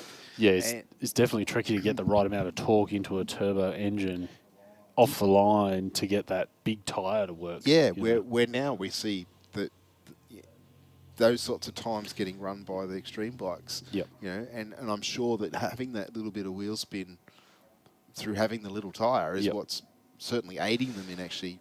It's definitely helping them, and you know, like you said, technology advancements. So the well, just spool a way of and thinking too. A way of thinking. You know, the availability of aftermarket ECUs, you know, which have those sort of strategies involved. You know, being able to put the bike on the engine on the two-step to build boost.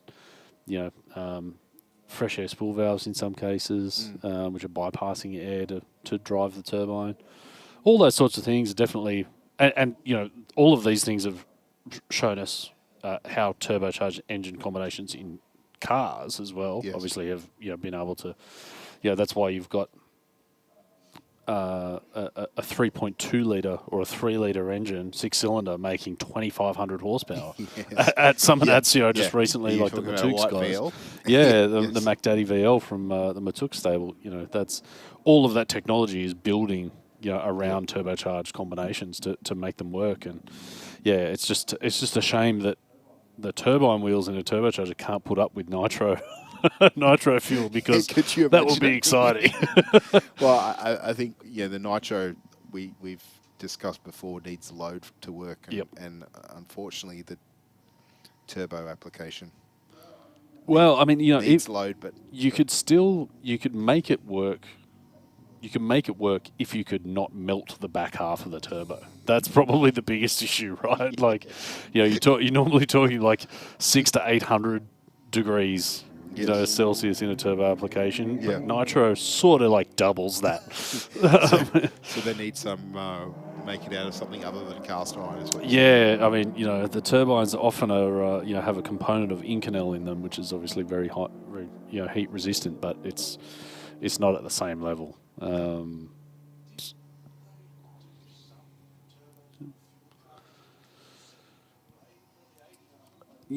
think they have. I think plenty of people have tried it, Benny, but it's that issue of just pretty much the drive pressure is so extreme, and the difficult thing when you're talking about the amount of exhaust pressure, the amount of exhaust gas that you're going to take from a nitro combustion event is going to mean that the size of the turbine wheel to be able to massive for the engine to be able to breathe, it would have to be huge, and then that offsets getting the thing on boost to start with as well, and it's just not really a combination that works. And why would you need to?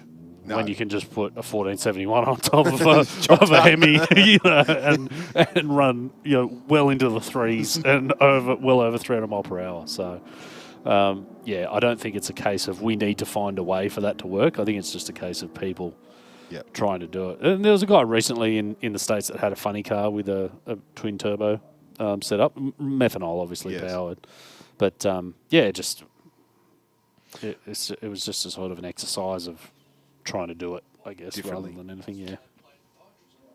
Hydrazine and all that sort of thing is definitely something that's been used in drag racing and Formula One as well. 80s turbo technology, hydrazine was a fuel type used there. Yeah, I mean, I'm lucky enough that my dad's collected boxes and boxes and boxes of car magazines, and, stuff back from the 50s and 60s. And okay, there was no EFI back then, but certainly turbocharging has been a power adder for most forms of motorsport since then. And obviously they're a lot more low tech in their application, but still producing very strong horsepower figures. Absolutely. Yeah, there's no arguing the ability to jam more atmospheres into your engine, right? So, your naturally aspirated engine is working off 1 atmosphere, which is, just everyone walking around. Is what's there to be taken. And then you throw a turbo into the mix and it's just going to jam a bit more in there. Obviously, it's driven a little bit differently than a supercharger. A supercharger being mechanically driven off the front of the motor, and a turbocharger being driven by the exhaust gas that's out there. So It's just different ways of doing things, but because that exhaust gas has to go through the turbocharger, when you get to something like nitro, it's just not a good combination. But for all of us mere mortals that don't have the ability to play with nitro, turbo's pretty good. I got a theory. I'll talk to you about it after. Oh, okay. All right. In the meantime, let's have a look at this R8. Get out there and keep a good old Barra Turbo Falcon honest. Looks like the R8 got to the line first, but the it was pretty tight actually, Ben. The Barra does run out with a 181 top speed. Yeah, 179 for the R8 for the Audi. That's a good race. Yeah, let's really pair good those race. guys up again. They would have been checking each other out across the finish line. Yeah.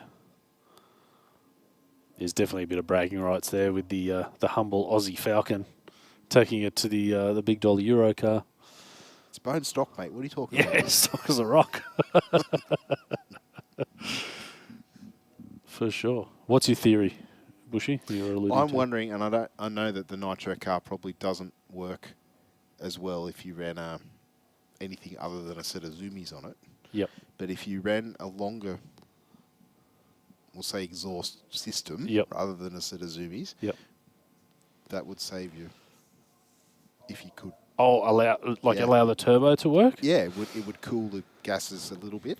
I guess you probably could, but I think then you come back to the issue of the amount of fuel versus the amount of air. You know, so like you kind of swapping one for the other. Yeah. In that case, which I mean, yeah, I don't know. could. I'm just thinking out loud. No, yeah, and I guess we can just talk about it. I'll lay at night for the next week and a half thinking about it. I think you could do it, but I suppose if you think about if it was a dragster you're talking about, the turbo would have to be mounted like 3 meters behind the car on the wing. Yeah, like even further back, like behind that, the turbo would be the wheelie bar to get it long enough. Yeah, so I think we're just there's a lot of nitro dragster, blown Hemi guys just rolling around at the moment going, what are you even talking about? But that's what we're commentators, right? Don't mention turbos and nitro cars in the same sentence ever again. Just shouldn't be done. So, which, look, when I've spoken to GC about trying to build a turbo funny car, he sort of laughs and he goes, don't mention that again. But it's all in good fun. Yeah, because he's got to pay for it. No. But if it's not a blown Hemi on nitro, it's not interesting as far as that bloke's concerned. In saying that, over the break, I did watch a little bit of YouTube, and one of the things that I did find myself watching was a lot of front engine, like nitro front engine stuff from the US, and then the AA fuel altereds and all that sort of thing. There's a couple of guys over there running small block and big block Chevs in the front engine cars, and they run really close to the Hemis. I mean, obviously they're small blower, single Maggie type stuff. But still, there's one guy there with a small block. Yeah, well, definitely. I mean, if you look at like the outlaw cars, for example, like what the Aeroflow guys do still and used to run. You're only talking 400 and something odd cubes. I think from memory it's a 420 something cubic inch. So in the grand scheme of things, not huge. And even the big show cars are only 526 cubes. I'm thinking more to keep the block together more so than that. Because the Hemi is so popular because they are physically so strong. Right? But it's also the head as well.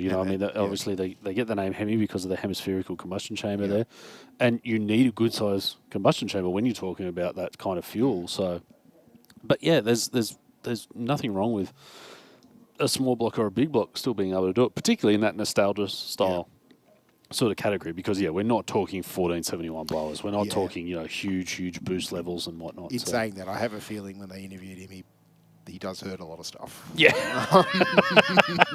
Funny that. But I think I've said it before. That's the beauty of drag racing. If he wants to run a small block, he can. If he wants to run a big block, he can. If he thinks he can make it work, then you're welcome to do it. That's no problem. And we've seen races here in Australia run small block Chevs in pro alcohol. Yep.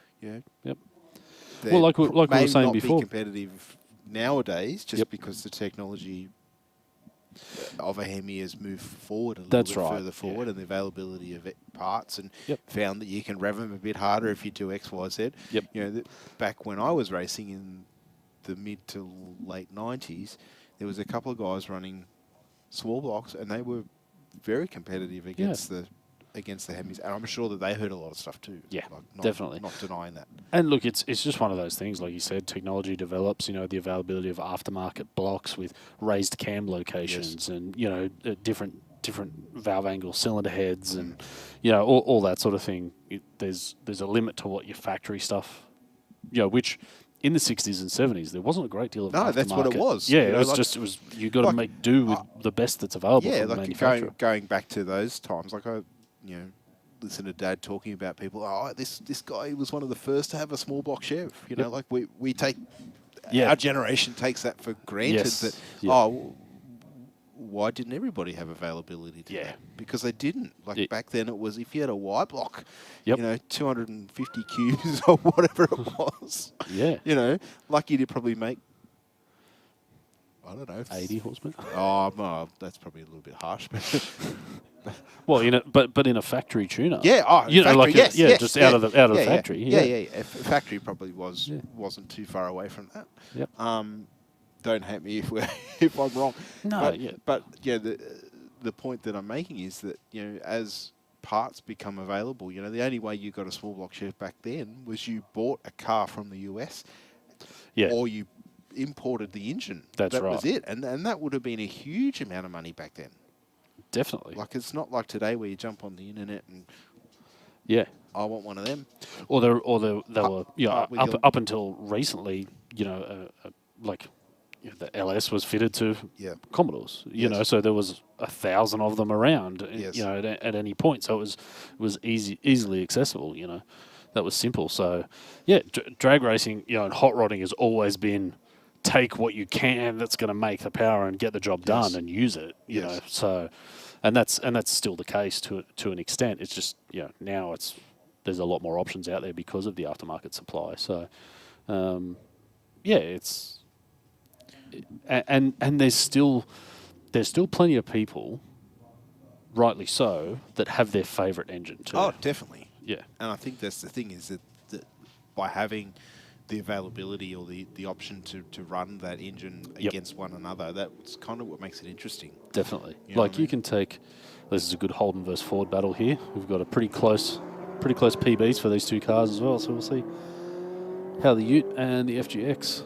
I think the Falcon run down. Ooh, the Ute taking it out this time. Yep. But yeah, you know, there's people that love the sound, and rightly so, love the sound of a Holden V8. Yes. Yeah, whether it's a 308 or 304, whatever, that thing sounds unreal. Yeah, if you put a big cam in it and you do this and that, okay, let's say it makes 350 horsepower. You might be able to make 400 horsepower easily, 450 horsepower easier using an LS-based engine. Yes. However, they just don't like the sound of it. Yep. You know, and it's not what they grew up with. Yes. So keep using the Holden engine. They're not comfortable with that. Yeah, they just don't like it. You know, like, that doesn't sound as good as my car. Fair enough. That's got a lot to do with it. You know, not necessarily always about chasing it. Yeah, exactly. You know, and that's what they like. That's what they know. That's what they what they want. So by all means, and the same with people that love Clevos. Yeah. You know, like, I mean, a Cleveland engine hasn't been in a car, like in a production car, for decades. Yeah. You know, decades. But people will not have it any other way. Because I've got a feeling, and I'm not an expert on it, but I'm thinking was XD, XE? That's what I'm thinking. 302 or Cleveland? They were the 351. I think you could still get a 351 in an XE. Because they were the ESP, were I believe so. Yeah. Yeah. Okay. Yeah. Live streamers, correct us. Correct us. But yeah, it's been that's been quite a while. Pre-90s, let's just say. It's in the 80s was the last time you could get a Cleveland engine in a factory vehicle. So they're still as popular as ever. You know, there's still tons of cars rolling around, and you'll find very few people that are willing to take a Clevo out of a classic Ford and put a late model Yes. even Ford engine in it, let Yes. alone anything else. You know, I mean, we all know Coyotes make great power now, I think but they don't sound the same. No, but I also think the Coyotes are physically a much bigger engine too. So, Yeah, packaging reasons aside, but there's still people aren't looking at it. You know, if they love a particular engine, they love a particular engine. It doesn't matter. You know, so it's you just run what you want to run. Yes, that's the beauty of it. There's so many options. If we were all the same, it'd be boring. Oh, 100%. I mean, I remember I said the same thing to Rusty when I bought my little Anglia. Yep. I had an engineer, well, one of the Street Rod Federation guys come around and said, "Oh no, we're happy with the chassis, blah blah blah. You can run whatever you want." Yep. So I got on Marketplace, screenshot a couple of Hemis.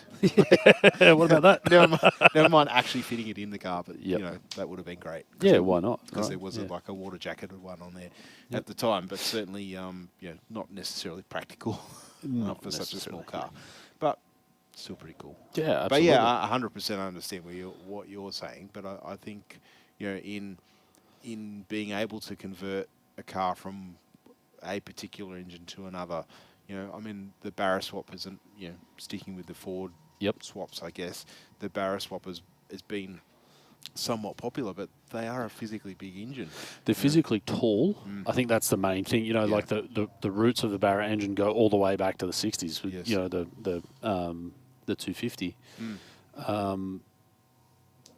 So it's kind of like the architecture is kind of like Grandpa's old axe. It's been around forever.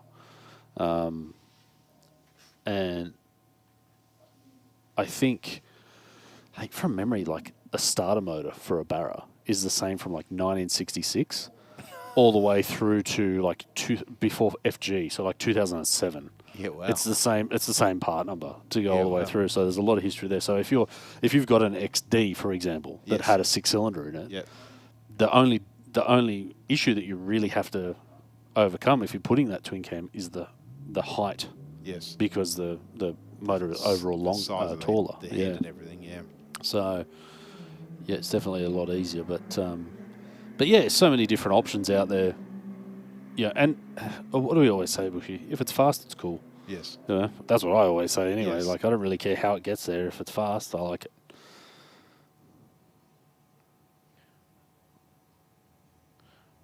The old Ranger's been copying a bit of a hammering here tonight. That Ranger has done some laps, Done some definitely. laps. He's been- The Raptor.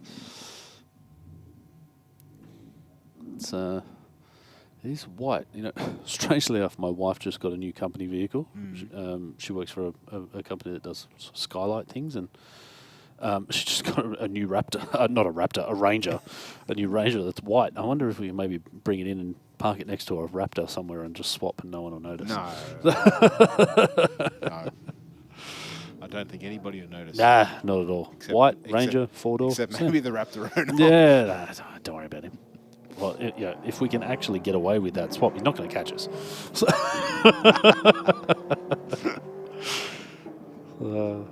Impressive bit of kit. And look, that's another example of different ways to do things, right? Yes. Twin turbo V6, 10-speed auto. Like, the thing gets along, right? Yes. So...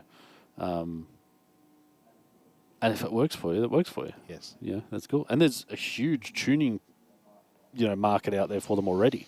They're so new, but there's intercoolers, there's modified turbos coming up. Well, it comes back to my point with the Audi. Yeah. Okay, you've bought this car, but you really don't want to keep it stock. No. What are we changing for you?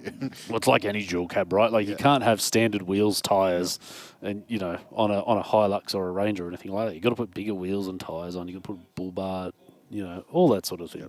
Yeah, you got to accessorize. Tick the box, as they say. Tick the box. That's it. I like it. How's that little red Escort of yours going, mate? Next question. Oh, I went to drive it the other day, believe it or not, and it started to rain. I'm just like, damn it! I got halfway out of the shed. Yeah, I was right. just going to take it for a drive up there to get something from a hardware store, and I thought, you know what? I'm going to take the Escort for a drive. Yep. And then Went inside, got the keys, started it up, let it warm up, got in it. Which is not a 2-minute exercise for me. Gets in, reverse gear, got halfway out. Are you kidding me? Of course. First, back in the shed. We should remind everyone that Bushy's Escort is not exactly a standard Escort. No. It's a little bit more spicy. Yeah. It's also not very good in the wet. That's why. Well, it's got, radial tyres and, a drag pack wheel setup and a turbocharged engine in it, mate. That's sort of, it's a recipe that can always make a drive in the rain a little interesting. Yeah. I've had a few little experiences, not doing anything silly. Just No, never. No. Sure. Yeah, one thing I've never done anything too stupid on the road. Yeah. It's got my attention very quickly. Put it that way. Yep. Although I don't know how. Although the tyres have plenty of tread still on them, I don't know how. Can't The tell you age, how old they are. the compound. Maybe might one be, needs to come and do some burnouts here. just open up the compound a little bit. Race for real, freshen them up a bit. I think Scrub so. back a few layers. I think it's a thing. Yeah, should be a thing. Yep. Yeah. Rather than drive around the water, I should drive through it. All right, so it looks like we've got the two little FD Civics lined up again for another run here at Roll Drags tonight. Get them all squared away. We'll find in their PBs for the night, Pat, we've got about half a kilometre an hour difference between these two.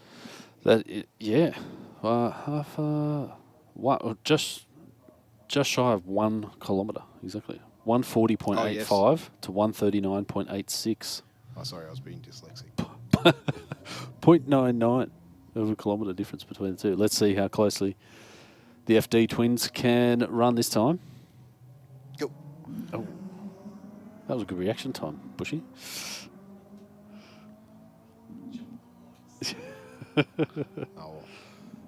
Mate, if you don't leave a cherry on the tree every now and again, you're not trying hard enough, yes, right? Warren. So yes, Warren. Speaking of races with experience, did you see Big Daddy was 92 the other day? Yes. 92. That's a good innings. Yeah. That is a good innings. Considering what he's put himself through as a drag racer and all the nitro fumes that he's probably consumed. Yes. I think that's like, surely, pre-OHS, there wasn't... well before pre-OHS. That's right. Yeah, I think nitro inhalation, maybe, I don't know, maybe it's like cured certain things, possibly. Maybe he's cured some but caused others, I don't know. Yeah. But, that was actually one of the things I watched on YouTube. It was not a bad, it was more like an interview type thing. And he was talking about because his background was a accountant, believe it or not. Oh, really? Yeah. Yeah, okay. Yeah, and that was his approach. That's how he got to a point where they were able to manage the money that they had because, I got the impression that their budget wasn't necessarily as big as what everybody thought it was. Yeah. It was just that they weren't willing to destroy parts to win races. Yes. And he said, I proved that when I raced the Big Show, to use your terminology, Yep. the late model Big Show cars. He said we raced, I think, 10 races, and he said we qualified for 2 or 3 of those races. Yeah. Where, the modern day racer says, well, you need to get in the field. Yep. This one's not coming back in one piece, right? Yeah. They're happy to burn an inch and to qualify or to win a round or whatever. And he said, I simply just couldn't do that. No, So that's right. Not in my... And it's one of those things where the competition is so fierce now that you do have to have all of the best parts and enough spares to continue to run all of the best parts. Yes. Like one thing that's happening at the moment is so the clutch discs for the transmissions and the way that the top fuel cars run they're a little bit hard to get at the moment. Oh, really? And when you're using them at the pace that those go at, they're 6-disc clutches now, right? And so it spreads the load more evenly compared to the previous generation of a 5-disc, and obviously before that, it spreads the engine load more evenly across. But that means that more discs are being worn at the same at a higher rate. Correct. Yeah. So there was a team recently in the US that had a great start to the season. but they started to run out of clutch discs, and they couldn't get enough. So then all of a sudden you've got to go, okay, well, we really need to be running 360s, which we can when we've got tons of discs. But we know we're going to get to the end of the season running 390s. Yeah. Because that's what you've got to do it's to almost adjust. like time management. Almost. Exactly, yeah. It's like time management in circuit, in a circuit scenario. So, yeah, that's... You think they would have been... I mean, I haven't physically held a clutch disc, but I'd imagine that they would have been... if they're steel, aren't they? Yeah, the compound, I think, is... I think that's the tricky bit. I'm not 100% certain. So they have steels, and then they have the friction material, and then steels if you think kind of like a motorcycle clutch or multi-disc clutch, right? Yeah, because of what I've seen on photos and images and stuff like that, to me they look like they're a fairly simple sort of thing. They would be a simple thing to make. Yeah, I think it's a simple thing to make, but I think the compound, and how quick people chew through them. Yes. With a relative, with a relative small number of manufacturers turning out not only the floaters but the actual friction discs, like Bon and Fante are a big company in the US that produce a lot of them. That's where we get ours from, and most other people do. They've got to upgrade their production ability to meet the demand of the races, because everyone's trying to go faster. But that's not a bad problem to have. It's not a bad problem, but it creates some other issues, as in, like, do you have to then invest in, I don't know, millions of dollars worth of machines to be able to make X amount more discs per year or per season and all that sort of thing. Yeah. And if you think of, 6 discs in a clutch, you're going to use fresh discs every time you make a pass. You're going to make, at least... Well, if we're talking Australia, you do four races, runs in a meeting. 4 runs in a meeting minimum. So, that's all of a sudden you've got 24 discs. Yep. That's one team. Yep. And then when you spread that across all of the teams that are running, that's a lot of discs. Yep. So, if you have one new team come into the competition and they're like, hey, we need a whole bunch of discs, that's all of those discs again, to go through the field. Because when you order, you're not ordering just what you're going to use next weekend. No, you're ordering as many as you can fit and pay for. Basically, that's right. Yeah. Well, that's a good point, Ben. You run a multi-team. Our guys as well. We're running at least 3 cars for out fuel of the thing. to funny car. Yep. Same, exactly the same. So, because they're basically the same running gear. Yeah. Our guys just sit behind the engine. I just thought they might have been a different diameter. No, exactly the same. Exactly the same. So, it's you've got, there's 5 active nitro funny cars here in Australia now. We're about to have 8, I think. Here with the Top Fuel Dragsters. Oh, yes. Next weekend. Next weekend? Yep. So, that's that's quite a few just in Australian drag racing when you consider the size of the market, and it's one mob making them. So, that's so. Being an accountant, I think, coming back to what you were saying about Big Daddy Dongarla, being an accountant is okay. We're going to go through these. This is a consumable. We've got to pay for those. Each round. This is a consumable. We've got to get there. So fuel. There's just putting fuel in the truck, the transporter, to get to the races is thousands of dollars. Yes. That's and some people might not think about that. I mean, I was talking to you just before about a friend of mine that races circuit racing. Just his travel budget for this year is more than 10% of his total cost. Yep. That's absolutely. Just to have somewhere to sleep and to get to the race meeting. Either by flying or driving or whatever it might be. Absolutely. I mean, our guys just went to the Bend. Yeah. How many guys do you take? Well, I mean, if you just talk about the transporters, right? So we've got 2 plus the Hearts car went down in convoy. That's let's say just the 2 transporters from here in Sydney, that's round figures, 3,000 kilometre round trip. Yeah. What's that in diesel? I don't know. You know, I mean, that's thousands of dollars, right? So you've got that. You've got, you know, yeah, probably $6,000, something like that. So that's just one small part of that whole operation, you know, let alone the engines. Got the car out of the trailer yet. Yeah, that's right. You know, the tyres, you've got to have spares, you've got to have all those clutch discs, you've got to have blocks, you've got to have cranks, you've got to have rods, pistons, you know, racks and racks of spares to put on the show, basically. You know, that's not just for your own satisfaction, but to be able to, because you can't sell a top fuel meeting and then no one run because like, oh, we ran out of cash. Yeah, you know, that's a pretty poor. Yeah, I could only do one run. Yeah, that's right. You know, so and that's a reality with nitro and a lot of Group 1 stuff. You know, if you miss a tune-up and you can have nothing at the end of the track. Yeah, you know, the whole thing has got to come out. Yes, we've seen that quite a few times here at Sydney Dragway. Absolutely, you know, where, so you know that engine, there's nothing left of it that's actually usable. Yeah, so it's pretty easy.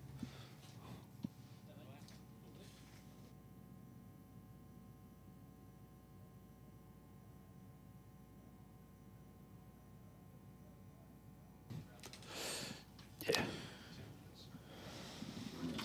Yeah, so just going back to what you were saying, obviously the cost of racing is certainly, you know, it's a big investment. It is a big investment, yeah. but you know, I think I watched a video on John Force a little while ago, and back in his early days, he was saying that he finished a race meeting with 80 cents in his bank account. I'd believe it. Yeah, he was that dedicated. He walked into a supermarket and said, "Can I buy?"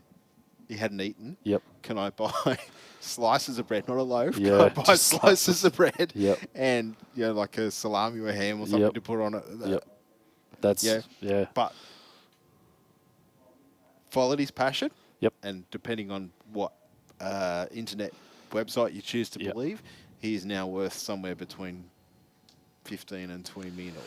Yeah, look, I mean, that's, and that's dedication. That's the long game, right? Yeah. Dedication and not believing that there's, you know, the guy's still racing now. Yes. You know, he's in his mid to late.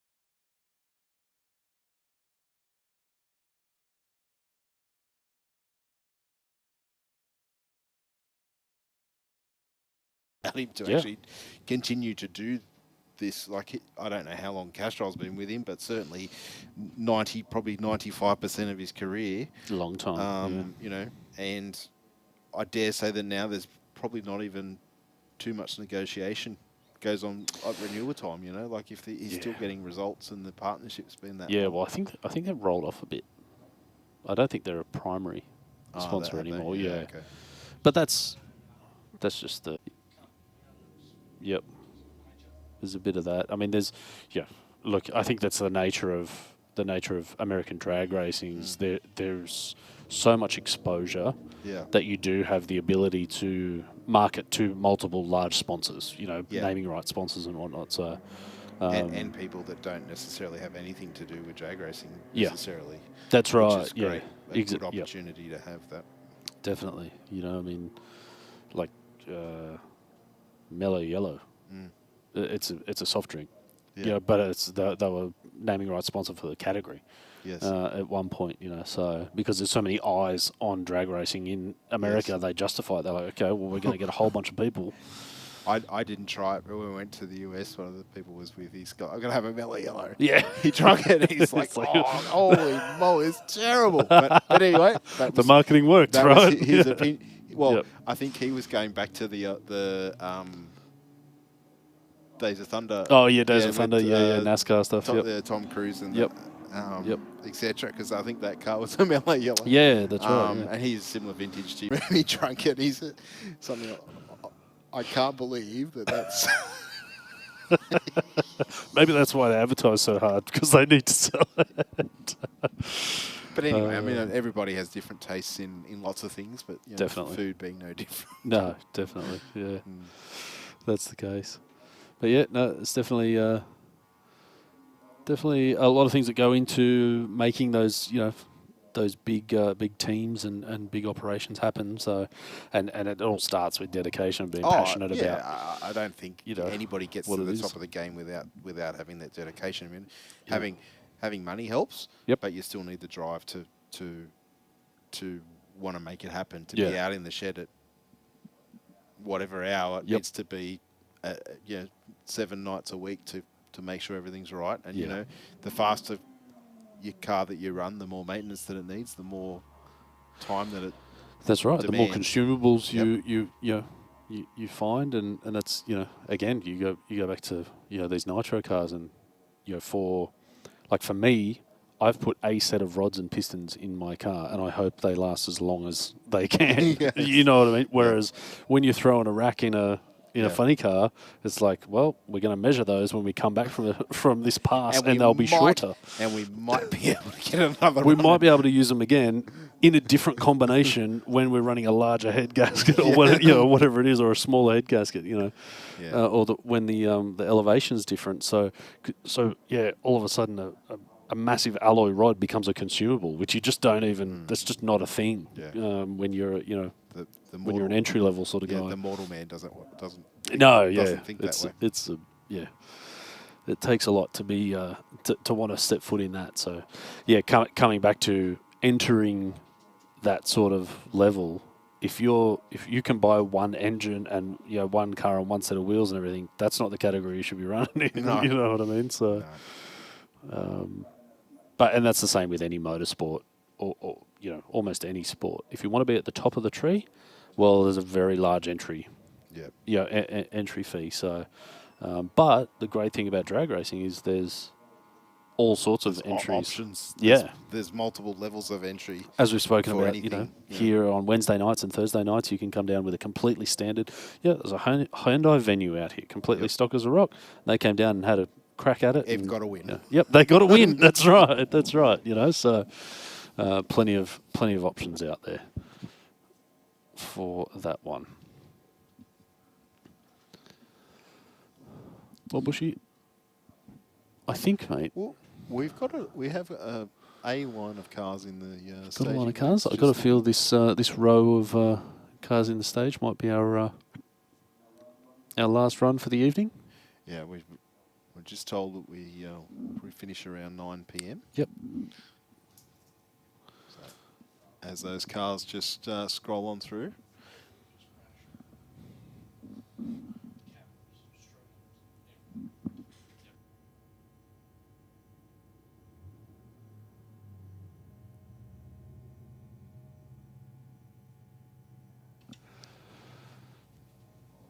All right, so we can. I've got a feeling we might have some interested skippies at the end of the track. Oh, okay. I can see the. But they seem to be cleared up now. So we've got an X pairing going down. We've got the Raptor. It's done plenty of laps, and that VY Commodore. It's done quite a few laps tonight as well. Commodore's going to lead from start to finish here. The Looks Raptor like was it. a little bit. Yeah, it was a little bit lazy on the reaction time. A little bit lazy off the start line. Still not a bad race, though. 149 kbh to 142, well, basically 143 out of the dual cab Ute.